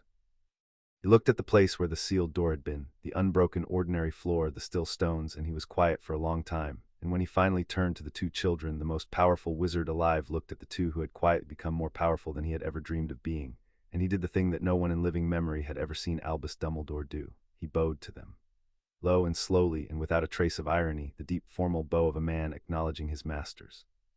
"For 400 years, he said, straightening, my world has been afraid of you, of what you are. We hunted you and we burned you and we cut you apart and we told ourselves it was wisdom, and I, who should have known better, who had read the books and loved a boy who dreamed of the same forbidden power, I was the most afraid of all, and I dressed my fear in grandfather's robes and called it care, and I very nearly handed you to the gray men out of it, and I will carry that to my grave." His blue eyes were bright and clear and entirely unguarded. "And tonight you went down into the dark with that fear at your backs instead of a blessing, the fear of every adult who was supposed to protect you, and you closed a wound that has been bleeding since before my grandfather's grandfather was born, and you did it not with power, of which you have more than any wizard in history, but with the one thing my whole frightened world spent 4 centuries trying to make sure no 2 of you would ever live long enough to learn." He shook his white head slowly. "You did it by refusing to let go of each other's hand. That is the whole of it. That is the secret the 11 died not knowing, and I lived 115 years not understanding. The deep magic is not power. It was never power. It is trust, freely given and freely returned, and it is the strongest force in this world or any other, and I am an old, old fool, and I have never in my life been so glad to be proven wrong." "You held the stair," said Harry. "Couldn't have got down there if you hadn't held the stair." He paused. "That counts for something, holding the door for someone else. I think it might count for everything, actually. I think it might be the whole thing." And something moved in the old man's face that was worth more than all the apologies in the world, and he inclined his head and accepted the absolution from the only people who had the standing to grant it. The hidden office did not survive the night, though no curse was ever raised against it. It simply quietly ceased to have a reason to exist. Warden Merward had died at his desk in the writing of his last letter, the final keeper of a 400-year vigil that ended in the end not in failure but in the one outcome the office had been built to make impossible. the wound closed, the proscription void, the very purpose of the gray men accomplished by the people they had spent 4 centuries trying to kill. The few remaining unspeakables who knew the secret found in the days after, that the locked room at the bottom of the Department of Mysteries was simply a room now, with an ordinary floor, and nothing behind a door because there was no longer any door. And they were practical people, and they quietly closed the file and burned the lists of names, and let the oldest and cruelest office in the ministry pass out of the world unmourned and unrecorded, which was, all things considered, exactly the death it deserved. And the proscription, the ancient unbreakable charge that no conquered be permitted to live, died with it, so that for the first time in 400 years, the deep magic was free in the world, and the two who carried it were free to carry it, and the only people left alive who knew what they were had decided, every one of them, to stand in front of them instead of behind. They came up out of the ministry into a London dawn, the whole bloodied company of them, and the city was just beginning to stir, milk floats and early buses and a man walking a dog who glanced at the cluster of strangely dressed people outside the visitors' entrance and decided in the great British tradition that it was none of his business. The sun came up red over the river. None of the 8 million sleepers in that city would ever know that the night just ended had been the closest the world had come in 400 years to ceasing, that 2 children had knelt at the bottom of everything and closed a wound the size of death itself, that the cold that had been creeping up out of the deep places all that spring, souring the milk and emptying the quiet evening streets, had drawn back down into a healed and sleeping dark and would not come again. It is the particular solitude of the people who save the world that the world they save does not, by and large, find out. Harry stood on the embankment with the red sun on his white hair and Hermione's hand in his, and watched the ordinary morning begin and found that he did not mind the secrecy at all. That, in fact, the not being thanked was its own kind of gift, because it meant the 8 million sleepers got to go on sleeping, which was the entire point, which had always been the entire point. The rest of the school year passed, improbably, almost gently. Exams came, and Hermione sat them with the ferocious thoroughness of a person for whom the recent unmaking of the Dark Lord was no excuse whatsoever to be ill-prepared in arithmancy, and Harry sat them too, and they both did well, and Ron, who had been let in on rather more of the truth than was strictly comfortable, and had taken it in the end with the loyal grumbling decency that was the best of him, declared that he was finished forever, with being friends with the 2 most alarming people in Britain, and then immediately asked them both to come to the Burrow for the second half of the summer. The castle, which had heard the wards sing on an October night and had not been the same since, settled around the 2 of them into something like ease, the cold places warm again, the deep magic quiet and content beneath its old stones, an instrument that had spent 4 centuries braced against the song it might one day have to play, and had found in the end that the song was a lullaby. Dumbledore gave the leaving feast as he gave it every year, and said nothing whatsoever about wounds or concords or the white streak in a third year's hair that the whole school had stopped remarking on, because the young are wonderfully incurious about anything that happened more than a fortnight ago. But at the very end, when the plates had cleared and the candles were guttering and the hall was full of the particular drowsy gold of a year safely ended, the old man's eyes found the 2 of them down the long Gryffindor table, where they sat shoulder to shoulder among their friends, ordinary, unremarkable, 2 more tired children at the close of a long year. And he raised his goblet, very slightly, an inch, no more, a gesture no one else in the hall could have read. And the 2 of them raised theirs back, the same inch, and the 3 of them drank in silence across the whole crowded golden length of the hall, to the dead and the spared and the wound at last closed, and to the long, strange, unrepeatable thing that had begun on a cold turret one October night and ended, against every law in history and probability, not in fire, but in this. A feast and a summer coming, and 2 children who had been told all their lives that they were alone, raising a glass to the old man who had finally learned he was wrong. Summer came, the way summer does, indifferent to everything that had been saved to make it possible, and it found Harry Potter in the back garden of a house in Hampstead, being fed. He had put on weight, Mrs. Granger had seen to that with the single-minded ferocity of a woman who had taken one look at a too thin orphan in a hospital bed and declared private war on his collarbones. The garden was small and overgrown and full of the smell of cut grass and somebody's distant barbecue, and Mr. Granger was losing at chess to his daughter on a wrought iron table, with great and theatrical suffering, and Sirius and Lupin were arguing amiably about a cricket match neither of them understood, and somewhere a radio was playing, and the whole ordinary golden afternoon of it was, Harry thought, lying in the grass with the sun on his white-streaked hair.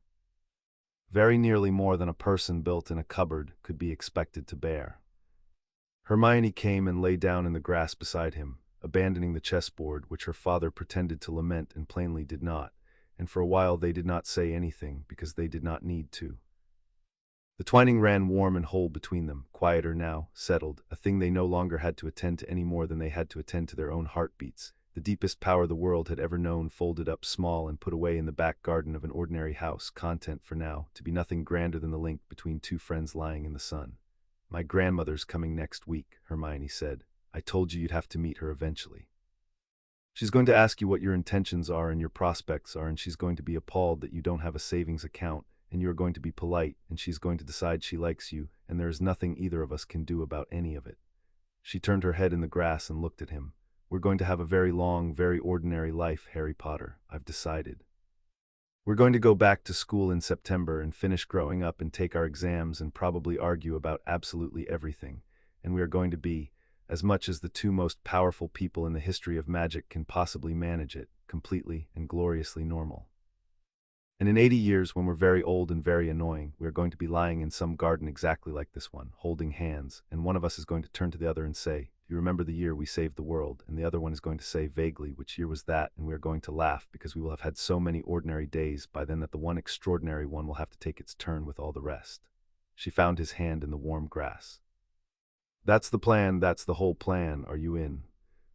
Harry Potter, who had once been a boy in a cupboard who had taught himself to want nothing because wanting things got them taken away, looked up at the summer sky over a garden full of the family that had chosen him, with the deepest magic in the world humming quiet and content in the warm circuit between his hand and hers, and found that he wanted everything, the whole of it, every ordinary golden day of the long life she was describing, and that he did not anymore have to make himself want nothing in order to be safe. "I'm in," he said, and closed his hand around hers, and the two true masters of magic lay in the grass in the ordinary sun and watched the Swifts wheel over Hampstead, two and not one, equals and partners in each other's family, while the world they had saved went on turning around them, unknowing, ungrateful, and entirely, perfectly safe. Chapter 7 End.